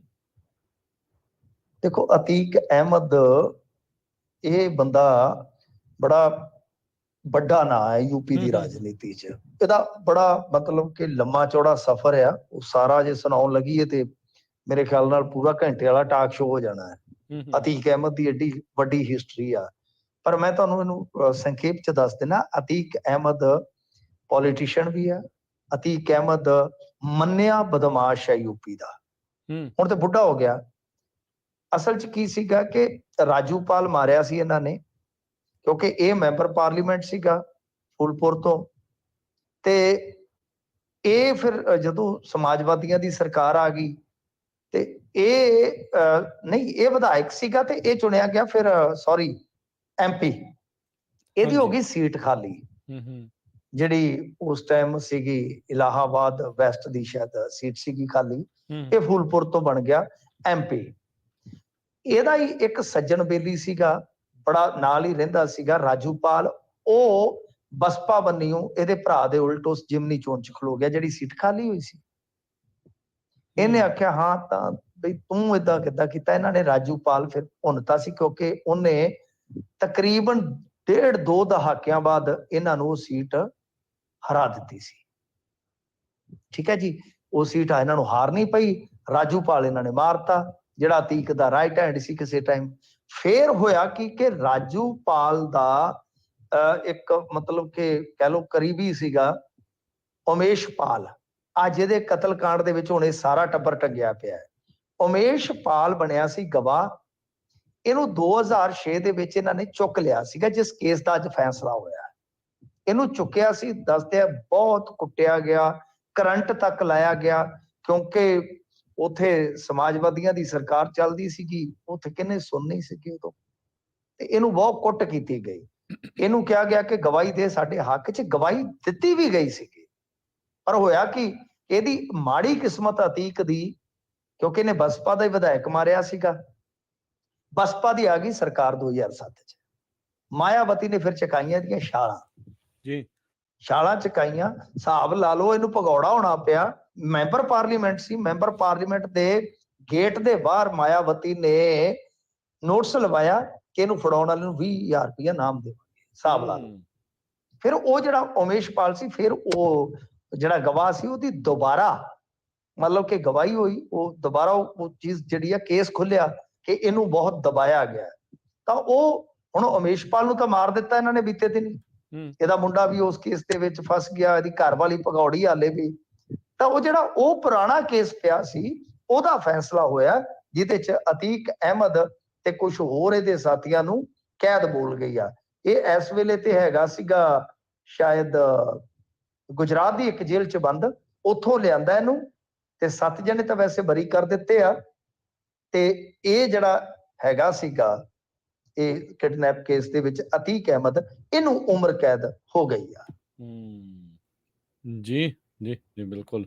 ਸੋ ਕਾਫੀ ਮਜ਼ਾ ਹੋਇਆ ਇਹਦਾ ਸੀਗਾ ਕੰਮ ਜਿਹੜਾ ਚੱਲਦਾ ਹੁਣ ਹਾਂਜੀ, ਨਹੀਂ ਕਿਤੇ ਖੁੱਲੇ ਟਾਈਮ 'ਚ ਵੀ ਸੁਣਾਵਾਂਗਾ ਤੁਹਾਨੂੰ, ਇਹਦੀ ਤਾਂ ਬੜੀ ਤਕੜੀ ਹਿਸਟਰੀ ਹੈ। ਜੀ ਜੀ ਬਿਲਕੁਲ। ਤੇ ਸ਼ੁਕਰੀਆ ਮਿੰਟੂ ਜੀ, ਬੜੀ ਮਿਹਰਬਾਨੀ। ਮਿਲਦੇ ਹਾਂ ਫਿਰ ਆਪਾਂ ਅਗਲੀ ਵਾਰੀ। ਮਿਹਰਬਾਨੀ, ਸਤਿ ਸ਼੍ਰੀ ਅਕਾਲ ਜੀ। ਸਤਿ ਸ਼੍ਰੀ ਅਕਾਲ ਜੀ। ਅਤੀਕ ਅਹਿਮਦ ਨੂੰ ਲੈ ਕੇ ਪੰਜਾਬੀ ਰੇਡੀਓ USA ਦੇ ਦੁਆਰਾ ਪ੍ਰਵੀਨ ਸ਼ਰਮਾ ਹੋਣਾ ਦੇ ਦੁਆਰਾ ਇੱਕ ਵਿਸ਼ੇਸ਼ report already Punjabi radio USA ਦੇ YouTube ਤੇ Facebook ਚੈਨਲਸ ਦੇ ਉੱਤੇ ਪਈ ਹੈ। ਜੇ ਉਸ ਦੀ ਹਿਸਟਰੀ ਨੂੰ ਲੈ ਕੇ ਤੁਸੀਂ ਹੋਰ ਜਾਣਕਾਰੀ ਹਾਸਲ ਕਰਨਾ ਚਾਹੁੰਦੇ ਆ ਤਾਂ ਉਹ ਰਿਪੋਰਟ ਦੇ ਵਿੱਚ ਜਿਹੜਾ ਆ ਉਹ ਤੁਸੀਂ ਜਿਹੜੀ ਉਹ ਸੁਣ ਸਕਦੇ ਹੈਗੇ ਆ, ਦੇਖ ਸਕਦੇ ਹੈਗੇ ਆ ਕੀ ਕੁਛ ਕਿੱਦਾਂ ਦਾ ਇਹਦਾ ਓਵਰਆਲ ਜਿਹੜੀ ਉਹ ਜਰਨੀ ਰਹੀ ਹੈਗੀ ਆ। ਤੇ ਆਪਾਂ ਹੁਣ ਇੱਥੇ ਅੱਜ ਦੇ ਜਿਹੜੇ ਖਬਰ ਤੇ ਨਜ਼ਰ ਪ੍ਰੋਗਰਾਮ ਆ ਉਸ ਨੂੰ ਸਮਾਪਤੀ ਜਿਹੜੀ ਉਹ ਕਰਦੇ ਆ ਤੇ ਮਿਲਾਂਗੇ ਆਪਾਂ ਤੁਹਾਨੂੰ ਅਗਲੀ ਵਾਰ ਖਬਰ ਤੇ ਨਜ਼ਰ ਪ੍ਰੋਗਰਾਮ ਦੇ ਵਿੱਚ ਮਿੰਟੂ ਗੁਰਸਰੀਆ ਹੁਣਾਂ ਦੇ ਨਾਲ ਕੱਲ ਨੂੰ ਸਵੇਰ ਨੂੰ, ਤੇ ਸ਼ਾਮ ਨੂੰ ਦੀਪਕ ਸ਼ਰਮਾ ਚਨਾਰਥਲ ਹੁਣਾਂ ਦੇ ਨਾਲ 8:30 ਵਜੇ ਪ੍ਰੋਗਰਾਮ ਪੇਸ਼ ਕੀਤਾ ਜਾਊਗਾ ਖਬਰ ਤੇ ਨਜ਼ਰ। ਤੇ ਹੋਰ ਜਿਹੜੀਆਂ ਅਹਿਮ ਖਬਰਾਂ ਉਹਨਾਂ ਉੱਤੇ ਨਜ਼ਰ ਜਿਹੜੀ ਉਹ ਆਪਾਂ ਮਾਰਾਂਗੇ। ਤੇ ਹੁਣ ਪ੍ਰੋਗਰਾਮ ਦੀ ਸਮਾਪਤੀ ਆ, ਬ੍ਰੇਕ ਲਵਾਂਗੇ। ਬ੍ਰੇਕ ਤੋਂ ਬਾਅਦ ਮੁੜ ਕੇ ਫਿਰ ਵਾਪਸ ਹਾਜ਼ਰ ਹੁੰਦੇ ਆ ਹੋਰ ਖਬਰਾਂ ਤੇ ਫਿਰ ਅਪਡੇਟ ਅਮਰੀਕਾ ਪ੍ਰੋਗਰਾਮ ਜਿਹੜਾ ਉਹ ਲੈ ਕੇ ਹਾਜ਼ਰ ਹੁੰਦੇ ਆ। ਤੇ ਇਦਾਂ ਜੁੜੇ ਰਹੋ। ਜਿਹੜੀਆਂ ਪੰਜਾਬ ਤੇ ਭਾਰਤ ਦੀਆਂ ਖਬਰਾਂ ਦੇ ਉੱਤੇ ਆਪਾਂ ਨਜ਼ਰ ਮਾਰ ਲਈ। ਇਸ ਤੋਂ ਬਾਅਦ ਦੇ ਵਿੱਚ ਅਮਰੀਕਾ ਤੇ ਦੁਨੀਆ ਭਰ ਦੀਆਂ ਅਹਿਮ ਖਬਰਾਂ ਦੇ ਉੱਤੇ ਆਪਾਂ ਹੁਣ ਨਜ਼ਰ ਮਾਰਾਂਗੇ। ਮਿਲਦੇ ਹਾਂ ਬ੍ਰੇਕ ਤੋਂ ਬਾਅਦ। ਸਭ ਨੂੰ ਪਿਆਰ ਭਰੀ ਸਤਿ ਸ੍ਰੀ ਅਕਾਲ।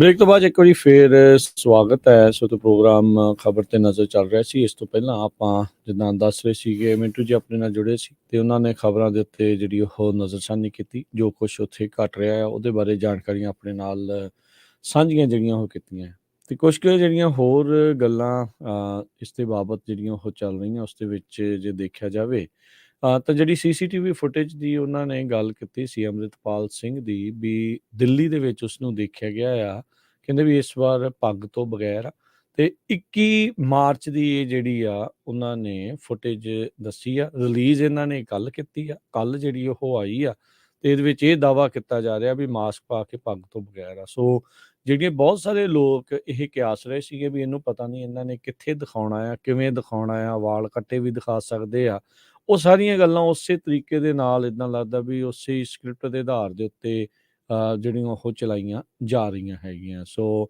ਇਹ ਜਿਹੜੀ ਇਸ ਟਾਈਮ ਸਥਿਤੀ ਜਿਹੜੀ ਹੈ ਸਾਹਮਣੇ ਜਿਹੜੀ ਉਹ ਆਪਣੇ ਆ ਰਹੀ ਹੈਗੀ ਆ। ਕਮਾਲ ਦੀ ਗੱਲ ਇਹ ਆ ਵੀ ਇਹ ਚੁਣਵੀਂ ਕਿਤੇ ਕੋਈ ਸੀਸੀਟੀਵੀ ਫੁਟੇਜ ਆ ਰਹੀ ਆ, ਜਦ ਕਿ ਉਹਦੇ ਇਰਦ ਗਿਰਦ ਹੋਰ ਕਈ ਦੁਕਾਨਾਂ, ਹੋਰ ਕਈ ਘਰ ਜਿਨ੍ਹਾਂ ਦੇ ਕੈਮਰੇ ਜਿਹੜੇ ਉਹ ਲੱਗੇ ਆ, ਉਹ ਜਿਹੜੀਆਂ ਫੁਟੇਜ ਆ ਉਹ ਕਿਸੇ ਪਾਸੇ ਵੀ ਸਾਹਮਣੇ ਨਹੀਂ ਆ ਰਹੀਆਂ। ਜਾਂ ਤਾਂ ਉਹਨਾਂ ਨੂੰ ਡਰਾ ਕੇ ਜਿਹੜੀ ਉਹਨਾਂ ਨੂੰ ਰੋਕਿਆ ਗਿਆ ਹੈ, ਕਿਉਂਕਿ ਉਸ ਸਮੇਂ ਦੇ ਉੱਤੇ ਉਹਨਾਂ ਫੁਟੇਜ ਦੇ ਵਿੱਚ ਇਹ ਬੰਦੇ ਨਹੀਂ ਹੋਣਗੇ ਜਿਹੜੀਆਂ ਇਹ ਪੇਸ਼ ਕਰ ਰਹੇ ਆ, ਜੇ ਇਹਨਾਂ ਨੇ ਫੈਬਰੀਕੇਟ ਕਰਕੇ ਦਿਖਾ ਰਹੇ ਆ। ਸੋ ਇਹ ਸਾਰੀਆਂ ਚੀਜ਼ਾਂ ਲੋਕਾਂ ਦੇ ਮਨਾਂ ਦੇ ਵਿੱਚ ਬੜੇ ਜਿਹੜੇ ਉਹ ਸਵਾਲ ਇਸ ਟਾਈਮ ਚੱਲ ਰਹੇ ਹੈਗੇ ਆ। ਸੋ ਆਪਾਂ ਦੇਖ ਹੀ ਰਹੇ ਆ ਵੀ ਕਿਸ ਤਰੀਕੇ ਦੇ ਨਾਲ ਇਹ ਚੱਲ ਰਿਹਾ ਆ, ਤੇ ਲੋਕ ਬਹੁਤ ਸਾਰੇ ਲੋਕ ਇਸ ਨੂੰ ਹੁਣ ਸਕ੍ਰਿਪਟਡ, ਕੋਰੀਓਗ੍ਰਾਫਡ ਤੇ ਹੋਰ ਬੜਾ ਕੁਛ ਜਿਹੜਾ ਆ ਉਹ ਆਖ ਰਹੇ ਹੈਗੇ ਆ। ਤੇ ਜਿਹੜੀ ਗੱਲ ਕੀਤੀ ਸੀਗੀ ਕਿਰਨਦੀਪ ਕੌਰ, ਜਿਹੜੀ ਅੰਮ੍ਰਿਤਪਾਲ ਸਿੰਘ ਹੁਣਾਂ ਦੀ ਵਾਈਫ ਆ, ਉਸ ਦੇ ਬਾਬਤ ਹਿੰਦੁਸਤਾਨ ਟਾਈਮ ਆਪਣੇ ਆਪ ਨੂੰ ਬੜਾ ਇੱਕ ਰਿਪਿਊਟਡ ਅਖਬਾਰ ਜਿਹੜਾ ਉਹ ਕਹਿੰਦਾ ਆ, ਪਰ ਸੋਰਸਲੈਸ ਜਰਨਲਿਜ਼ਮ ਇਸ ਟਾਈਮ ਉੱਥੇ ਚੱਲ ਰਿਹਾ ਆ, ਜਿਸ ਦੇ ਵਿੱਚ ਉਹਨਾਂ ਨੇ ਇਹ ਇੰਟੈਲੀਜੈਂਸ ਦਾ ਹਵਾਲਾ ਦੇ ਕੇ ਜਿੱਦਾਂ ISI ਦੇ ਨਾਲ ਤੇ ਹੋਰ ਕਈ ਚੀਜ਼ਾਂ ਦੇ ਨਾਲ ਲਿੰਕ ਅੰਮ੍ਰਿਤਪਾਲ ਦੇ ਜੋੜੇ। ਉਹਨਾਂ ਨੇ ਬਸ ਇਹ ਇੱਕ ਜਿਹੜੀ ਛਵੀ ਨੂੰ ਖਰਾਬ ਕਰਨ ਦੇ ਲਈ, ਇੱਕ ਨੈਸ਼ਨਲ ਵਿਲਨ ਜਿਹੜਾ ਗਰਦਾਨਣ ਦੇ ਲਈ ਦੇਖ ਰਹੇ ਆ ਵੀ ਉਸ ਦੇ ਵਿੱਚ ਇਸ ਨੂੰ ਡੋਮੈਸਟਿਕ ਵਾਇਲੈਂਸ ਕਰਨ ਵਾਲਾ ਵੀ ਜਿਹੜਾ ਉਹ ਪੇਸ਼ ਕਰਨ ਦੀ ਕੋਸ਼ਿਸ਼ ਕੀਤੀ ਆ, ਜਿਸ ਦੇ ਵਿਆਹ ਨੂੰ ਅਜੇ ਮਹੀਨਾ ਤੱਕ ਨਹੀਂ ਮੈਨੂੰ ਲੱਗਦਾ ਹੋਇਆ, ਕੁਛ ਹਫ਼ਤੇ ਜਿਹੜੇ ਉਹ ਹੋਏ ਆ। ਤੇ ਉਸ ਦੌਰਾਨ ਕਹਿੰਦੇ ਵੀ ਬੜੀ ਹੌਸਟਾਈਲ ਇਨਵਾਇਰਨਮੈਂਟ ਦੇ ਵਿੱਚ ਮਤਲਬ ਡਰਾ ਧਮਕਾ ਕੇ ਇੱਕ ਹਿਸਾਬ ਦੇ ਨਾਲ ਇਸ ਕੁੜੀ ਨੂੰ ਰੱਖਿਆ ਸੀ, ਤੇ ਉਸ ਦੀ ਕੁੱਟਮਾਰ ਜਿਹੜੀ ਇਹ ਕਰਦਾ ਸੀਗਾ। ਜਦ ਕਿ ਉਹ ਆਪਣੀ ਇੰਟਰਵਿਊ ਜਿਹੜੀ ਉਸਨੇ ਦਿੱਤੀ ਆ, ਉਸਨੇ ਇੱਕ ਲਿਖਤ ਇੰਟਰਵਿਊ ਵੀ ਉਸਦੀ ਜਿਹੜੀ ਉਹ ਸਾਹਮਣੇ ਆਈ ਆ, ਜਿਹਦੇ ਵਿੱਚ ਉਹ ਕਹਿੰਦੀ ਆ ਵੀ ਮੈਨੂੰ ਪਤਾ ਸੀਗਾ ਵੀ ਅੰਮ੍ਰਿਤਪਾਲ ਸਿੰਘ ਜੇ ਕਿਤੇ ਪੰਥ ਤੇ ਮੇਰੇ ਵਿੱਚ ਜਾਂ ਸਾਡੇ ਰਿਸ਼ਤੇ ਦੇ ਵਿੱਚ ਉਹਨੂੰ ਚੁਣਨਾ ਪਊਗਾ, ਤੇ ਉਸਨੇ ਪੰਥ ਨੂੰ ਹੀ ਮੋਹਰੇ ਜਿਹੜਾ ਆ ਉਹ ਰੱਖਣਾ ਹੈਗਾ ਆ। ਸੋ ਇੰਸਟਾਗ੍ਰਾਮ ਦੇ ਜ਼ਰੀਏ ਕਹਿੰਦੀ ਵੀ ਮੇਰੇ ਜਿਹੜੇ ਆ ਸਾਹਮਣੇ ਜਿਹੜੇ, ਕਿਉਂਕਿ ਉਦੋਂ ਵੀਡੀਓਜ਼ ਇਹਦੀਆਂ ਸ਼ੇਅਰ ਹੋ ਰਹੀਆਂ ਸੀ, ਇਹਦੇ ਵੀ ਆਈ ਆ, ਕਹਿੰਦੀ ਵੀ ਸਾਡਾ ਕੋਈ ਕਾਮਨ ਜਿਹੜਾ ਉਹ ਫਰੈਂਡ ਨਹੀਂ ਸੀਗਾ, ਪਰ ਫਿਰ ਵੀ ਜਿਹੜੇ ਉਸ ਦੇ ਨਾਲ ਇਸ ਦੀ ਕਰੀਬਤਾ ਜਿਹੜੀ ਉਹ ਵਧੀ ਸੀਗੀ, ਨਜ਼ਦੀਕੀ ਜਿਹੜੀ ਇਸ ਦੀ ਵਧੀ ਸੀਗੀ। ਦੱਸਦੀ ਹੈ ਵੀ ਉਹਦਾ ਪਰਿਵਾਰ ਜਿਹੜਾ ਉਹਦਾ ਗ੍ਰੈਂਡਫਾਦਰ ਆ 1951 ਦੇ ਵਿੱਚ UK ਨੂੰ ਜਿਹੜੇ ਉਹ ਮੂਵ ਹੋਏ ਸੀਗੇ, ਜਦੋਂ ਉਹ ਆਪਣੇ 20s ਦੇ ਵਿੱਚ ਸੀਗੇ। ਉਦੋਂ ਤੋਂ ਹੀ ਉਹਨਾਂ ਦਾ ਜਿਹੜਾ ਉਹ ਪਰਿਵਾਰ ਇੱਥੇ ਹੈਗਾ ਆ। ਹਰ 2 ਸਾਲ ਹੀ ਕਹਿੰਦੇ ਵੀ ਪੰਜਾਬ ਨੂੰ ਜ਼ਰੂਰ ਗੇੜਾ ਮਾਰਦੇ ਸੀਗੇ, ਪਰ ਰਹਿ ਜਿਹੜੇ ਉਹ UK ਦੇ ਵਿੱਚ ਹੀ ਰਹੇ ਸੀਗੇ, ਤੇ ਘੱਟ ਸਮਾਂ ਲੱਗਦਾ ਸੀਗਾ ਇੱਥੇ ਜਿਹੜਾ ਉਹ ਗੇੜਾ ਮਾਰਨ ਨੂੰ, ਜਿੱਦਾਂ ਹੋਰ ਬਹੁਤ ਸਾਰੇ ਪਰਿਵਾਰਾਂ ਦੇ ਨਾਲ ਇੱਦਾਂ ਹੀ ਹੁੰਦਾ ਆ। ਗੁਰੂ ਘਰ ਕਹਿੰਦੀ ਮੈਂ ਜਾਣੀ ਸੀ, ਉੱਥੇ ਪੰਜਾਬੀ ਦੀਆਂ ਕਲਾਸਾਂ ਵੀ ਜਿਹੜੀਆਂ ਮੈਂ ਲਾਉਂਦੀ ਰਹੀ ਹਾਂ, ਤੇ ਉਹ ਉੱਥੇ ਸਿੱਖ ਦੀ ਜਿਹੜੀਆਂ ਰਹੀਆਂ, ਤੋ ਉਸੇ ਤੋਂ ਹੀ ਇਸਨੇ ਪੰਜਾਬੀ ਪੜ੍ਹਨੀ ਲਿਖਣੀ ਜਿਹੜੀ ਆ ਗੁਰੂ ਘਰ ਦੇ ਜਿਹੜੇ ਸਕੂਲਾਂ ਦੇ ਵਿੱਚ, ਜਿਹੜੇ ਖਾਲਸਾ ਸਕੂਲ ਹੁੰਦੇ ਆ ਉਹਦੇ ਵਿੱਚ ਇਹ ਹੈਗੀ ਆ। ਸੋ ਕਹਿੰਦੀ ਵੀ ਐਜ਼ ਏ ਸਿੱਖ ਮੈਂ ਆਪਣੇ ਧਰਮ ਦੇ ਵਿੱਚ ਯਕੀਨ ਜਿਹੜੀ ਆ ਉਹ ਰੱਖਦੀ ਹਾਂ, ਪਰ ਇਹ ਨਹੀਂ ਆ ਵੀ ਸਾਡੇ ਪਰਿਵਾਰ ਦੇ ਵਿੱਚ ਕੋਈ ਪ੍ਰਚਾਰਕ ਜਿਹੜੇ ਆ ਉਹ ਹਨ, ਤੇ ਇੱਕ ਆਮ ਜਿਹੜੇ ਸਿੱਖ ਦੀ ਤਰ੍ਹਾਂ ਅਸੀਂ ਵਿਚਰਦੇ ਸੀ, ਉਸੇ ਤਰੀਕੇ ਦੇ ਨਾਲ ਰਹਿੰਦੇ ਸੀਗੇ। ਸੋ ਇਹ ਸਾਰੀਆਂ ਚੀਜ਼ਾਂ ਜਿਹੜੀਆਂ ਹੋ ਰਹੀਆਂ ਆ, ਤੇ ਉਹਨੂੰ ਜਦ ਪੁੱਛਿਆ ਗਿਆ ਵੀ ਕੀ ਤੁਹਾਡਾ ਪਰਿਵਾਰ ਸਪੋਰਟ ਕਰਦਾ ਸੀਗਾ ਅੰਮ੍ਰਿਤਪਾਲ ਸਿੰਘ ਦੇ ਨਾਲ ਇਸ ਵਿਆਹ ਨੂੰ ਜਿਹੜਾ ਉਹ ਲੈ ਕੇ, ਕਹਿੰਦੇ ਵੀ ਜੇ ਸਪੋਰਟ ਨਾ ਹੁੰਦੀ ਤੇ ਵਿਆਹ ਹੋਣਾ ਨਹੀਂ ਸੀਗਾ। ਸੋ ਬਿਲਕੁਲ ਉਹ ਅੰਮ੍ਰਿਤਪਾਲ ਸਿੰਘ ਨੂੰ ਤੇ ਉਸ ਦੇ ਜੋ ਕੰਮ ਕਰ ਰਹੇ ਸੀਗੇ ਉਸ ਦੀ ਉਹ ਸਪੋਰਟ ਕਰਦੇ ਸੀਗੇ ਵੀ ਅੰਮ੍ਰਿਤ ਛਕਾਉਣਾ, ਨਸ਼ਿਆਂ ਨੂੰ ਜਿਹੜਾ ਉਹ ਦੂਰ ਕਰਨਾ, ਉਸ ਦੇ ਵਿੱਚ ਕੋਈ ਦੋ ਰਾਵਾਂ ਨਹੀਂ ਆ। ਉਸ ਨੂੰ ਇਹ ਪੁੱਛਿਆ ਗਿਆ ਵੀ ਕੀ ਤੂੰ ਵਾਪਸ ਹੁਣ ਯੂਕੇ ਨੂੰ ਜਾਏਂਗੀ, ਤਾਂ ਉਹਨੇ ਸਿੱਧਾ ਠੋਸ ਸ਼ਬਦਾਂ 'ਚ ਇਹੀ ਜਵਾਬ ਦਿੱਤਾ ਵੀ ਨਹੀਂ, ਮੈਂ ਇਸ ਸਿਚੁਏਸ਼ਨ ਤੋਂ ਭੱਜਣ ਵਾਲੀ ਜਿਹੜੀ ਉਹ ਨਹੀਂ ਹੈਗੀ ਆ, ਅਤੇ ਮੈਂ ਇੱਥੇ ਹੀ ਰਹੂੰਗੀ। ਮੈਂ ਕੁਛ ਵੀ ਗੈਰ ਕਾਨੂੰਨੀ ਜਿਹੜੀ ਉਹ ਕੰਮ ਨਹੀਂ ਕੀਤਾ। ਹਾਲ ਦੀ ਘੜੀ ਜਿਹੜਾ ਉਸਦੇ ਕੋਲ ਵੀਜ਼ਾ ਆ, ਉਸ ਉੱਤੇ ਉਹ 180 ਦਿਨ 6 ਮਹੀਨੇ ਰਹਿ ਸਕਦੀ ਹੈਗੀ ਆ, ਜਿਹਦੇ ਵਿੱਚੋਂ 2 ਮਹੀਨੇ ਆਲਰੇਡੀ ਗੁਜ਼ਰ ਚੁੱਕੇ ਆ। ਕਹਿੰਦੀ ਵੀ ਮੈਂ ਕੋਈ ਵੀ ਕੰਮ ਕਾਨੂੰਨ ਤੋਂ ਉਲਟ ਜਿਹੜਾ ਉਹ ਨਹੀਂ ਕੀਤਾ, ਅਤੇ ਸੋ ਉਨੀ ਦੇਰ ਤੱਕ ਜਿੰਨੀ ਦੇਰ ਤੱਕ ਉਸਨੂੰ ਅਲਾਊਡ ਆ ਇੱਥੇ ਰਹਿਣਾ, ਉਹ ਇੱਥੇ ਹੀ ਰਹੇਗੀ। ਸੋ ਇਹ ਜਿਹੜੀ ਉਸਦੀ ਵਾਈਫ ਦੀ ਜਿਹੜੀ ਇੰਟਰਵਿਊ ਆ ਕਿਰਨਦੀਪ ਕੌਰ ਦੀ, ਉਹ ਸਾਹਮਣੇ ਆਈ ਆ, ਜਿਸ ਦੇ ਵਿੱਚ ਇਹਨੇ ਗੱਲਾਂ ਕੀਤੀਆਂ ਆ। ਅਤੇ ਜਿੱਦਾਂ ਹੀ ਹਿੰਦੁਸਤਾਨ ਟਾਈਮ ਰਿਪੋਰਟ ਕਰ ਰਹੀ ਆ ਬਗੈਰ ਕਿਸੇ ਸੋਰਸਿਸ ਤੋਂ, ਉਹ ਜੇ ਇੱਦਾਂ ਦੀ ਗੱਲ ਹੁੰਦੀ ਤਾਂ ਉਹਨੇ ਆਪਣੀ ਇਸ ਇੰਟਰਵਿਊ ਦੇ ਵਿੱਚ ਜ਼ਰੂਰ ਗੱਲ ਕਰਨੀ ਸੀਗੀ ਵੀ ਭਾਈ ਜੇ ਕੋਈ ਕੁੱਟਮਾਰ ਵਾਲੀ ਜਿਹੜੀ ਗੱਲ ਆ ਉਹ ਹੁੰਦੀ ਹੈ ਤਾਂ। ਇੱਕ ਮੰਦਭਾਗੀ ਖਬਰ ਮਨੀਲਾ ਤੋਂ ਇਸ ਟਾਈਮ ਆ ਰਹੀ ਹੈ, ਆਪਣੇ ਸਰੋਤੇ ਦੇ ਨਾਲ ਜੇ ਉਹ ਸ਼ੇਅਰ ਕਰਦੇ ਜਾਈਏ ਤਾਂ ਦੱਸਿਆ ਜਾ ਰਿਹਾ ਆ ਵੀ ਉੱਥੇ ਮਨੀਲਾ ਦੇ ਵਿੱਚ ਇੱਕ ਫਾਈਨੈਂਸ ਦਾ ਕਾਰੋਬਾਰੀ ਪੰਜਾਬੀ ਜਿਹੜਾ ਇੱਕ ਪਰਿਵਾਰ ਸੀਗਾ, ਜਲੰਧਰ ਜ਼ਿਲ੍ਹੇ ਦੇ ਨਾਲ ਜੁੜਿਆ ਦੱਸਿਆ ਜਾਂਦਾ ਸੀਗਾ, ਉਸ ਨੂੰ ਤੇ ਉਸ ਦੀ ਵਾਈਫ ਨੂੰ ਘਰੇ ਆ ਕੇ ਗੋਲੀਆਂ ਮਾਰ ਕੇ ਮਾਰ ਦਿੱਤਾ ਹੈਗਾ ਆ। ਸੋ ਇਹ ਉਸ ਦੀ ਜਿਹੜੀ CCTV ਫੁਟੇਜ ਜਿਹੜੀ ਆ ਉਹ ਇਸ ਟਾਈਮ ਰਿਲੀਜ਼ ਹੋ ਚੁੱਕੀ ਆ। ਉਸ ਦੇ ਬਾਰੇ ਜਿਹੜਾ ਇਹ ਸਾਰਾ ਕੁਛ ਜਿਹੜਾ ਉਹ ਸਾਹਮਣੇ ਆ ਰਿਹਾ ਹੈਗਾ। ਸੋ ਬੜੀ ਇੱਕ ਮੰਦਭਾਗੀ ਘਟਨਾ ਜਿਹੜੀ ਆ ਉਹ ਇਸ ਟਾਈਮ ਉੱਥੇ ਵਾਪਰੀ ਆ ਮਨੀਲਾ ਦੇ ਵਿੱਚ, ਜਿੱਥੇ ਕਿ ਇੱਕ ਪੰਜਾਬੀ ਪਰਿਵਾਰ ਜਿਹੜਾ ਫਾਈਨੈਂਸ ਦੇ ਨਾਲ ਜੁੜਿਆ ਹੋਇਆ ਸੀਗਾ। ਕਈ ਸਾਲਾਂ ਤੋਂ ਕਹਿੰਦੇ ਵੀ ਉਹ ਕੰਮ ਉੱਥੇ ਉਹ ਕਰ ਰਹੇ ਸੀਗੇ, ਜਿੱਥੇ ਇਸ ਨੂੰ ਉੱਥੇ ਉਹਦੇ ਪਰਿਵਾਰ ਨੂੰ ਜਿਹੜਾ ਉਹ ਮਾਰ ਦਿੱਤਾ ਹੈਗਾ ਆ। ਸੋ ਇਹ ਮੰਦਭਾਗੀ ਜਿਹੜੀ ਘਟਨਾ ਆ ਇਸ ਟਾਈਮ ਉੱਥੋਂ ਸਾਹਮਣੇ ਆ ਰਹੀ ਹੈਗੀ ਆ। ਸੋ ਆਪਣੀ ਗੱਲਬਾਤ ਦਾ ਸਿਲਸਿਲਾ ਜਿਹੜਾ ਆ ਉਹ ਇਸ ਨੂੰ ਹੁਣ ਆਪਾਂ ਸਮਾਪਤ ਕਰਾਂਗੇ ਅਤੇ ਬ੍ਰੇਕ ਲਵਾਂਗੇ, ਅਤੇ ਬ੍ਰੇਕ ਤੋਂ ਬਾਅਦ ਦੇ ਵਿੱਚ ਅਪਡੇਟ ਅਮਰੀਕਾ ਪ੍ਰੋਗਰਾਮ, ਜਿਸ ਦੇ ਵਿੱਚ ਪੰਜਾਬ ਅਤੇ ਜਿਸ ਦੇ ਵਿੱਚ ਅਮਰੀਕਾ ਅਤੇ ਦੁਨੀਆ ਭਰ ਦੀਆਂ ਜਿਹੜੀਆਂ ਅਹਿਮ ਖਬਰਾਂ ਆ ਉਸ ਨੂੰ ਜਿਹੜਾ ਆਪਾਂ ਦੱਸਾਂਗੇ ਵੀ ਕੀ ਕੁਛ ਦੁਨੀਆ ਭਰ ਦੇ ਵਿੱਚ ਇਸ ਟਾਈਮ ਚੱਲ ਰਿਹਾ ਆ। ਬ੍ਰੈਡ ਸ਼ਾਹ ਵਾਲੀ ਸ਼ੂਟਿੰਗ ਦੇ ਇੰਸੀਡੈਂਟ ਦੇ ਵਿੱਚ ਵੀ ਕੁਛ ਅਪਡੇਟਸ ਜਿਹੜੀਆਂ ਉਹ ਆ ਰਹੀਆਂ ਆ। ਕੀ ਚਾਰਜਿਸ ਲੱਗ ਰਹੇ ਆ, ਕਿਹਦੇ 'ਤੇ ਚਾਰਜਿਸ ਲੱਗ ਰਹੇ ਆ, ਉਸ ਦੇ ਬਾਰੇ ਕੁਛ ਪਤਾ ਜਿਹੜਾ ਉਹ ਲੱਗ ਰਿਹਾ ਆ, ਅਤੇ ਹੁਣ ਆਪਾਂ ਉਸ ਦੇ ਬਾਰੇ ਆਪਾਂ ਜਾਣਕਾਰੀ ਦੇਵਾਂਗੇ ਤੁਹਾਨੂੰ ਇਸ ਬ੍ਰੇਕ ਤੋਂ ਬਾਅਦ 'ਚ ਪ੍ਰੋਗਰਾਮ ਅਪਡੇਟ ਅਮਰੀਕਾ ਦੇ ਵਿੱਚ। ਅਤੇ ਹੁਣ ਲੈਂਦੇ ਹਾਂ ਜੀ ਇਜਾਜ਼ਤ। ਮੇਰੇ ਵੱਲੋਂ ਸਭ ਨੂੰ ਪਿਆਰ ਸਤਿਕਾਰ ਸੈਨਿਕੀ ਜਿਹੀ ਸਤਿ ਸ੍ਰੀ ਅਕਾਲ। ਸੁਣਦੇ ਰਹੋ, ਦੇਖਦੇ ਰਹੋ ਪੰਜਾਬੀ ਰੇਡੀਓ USA।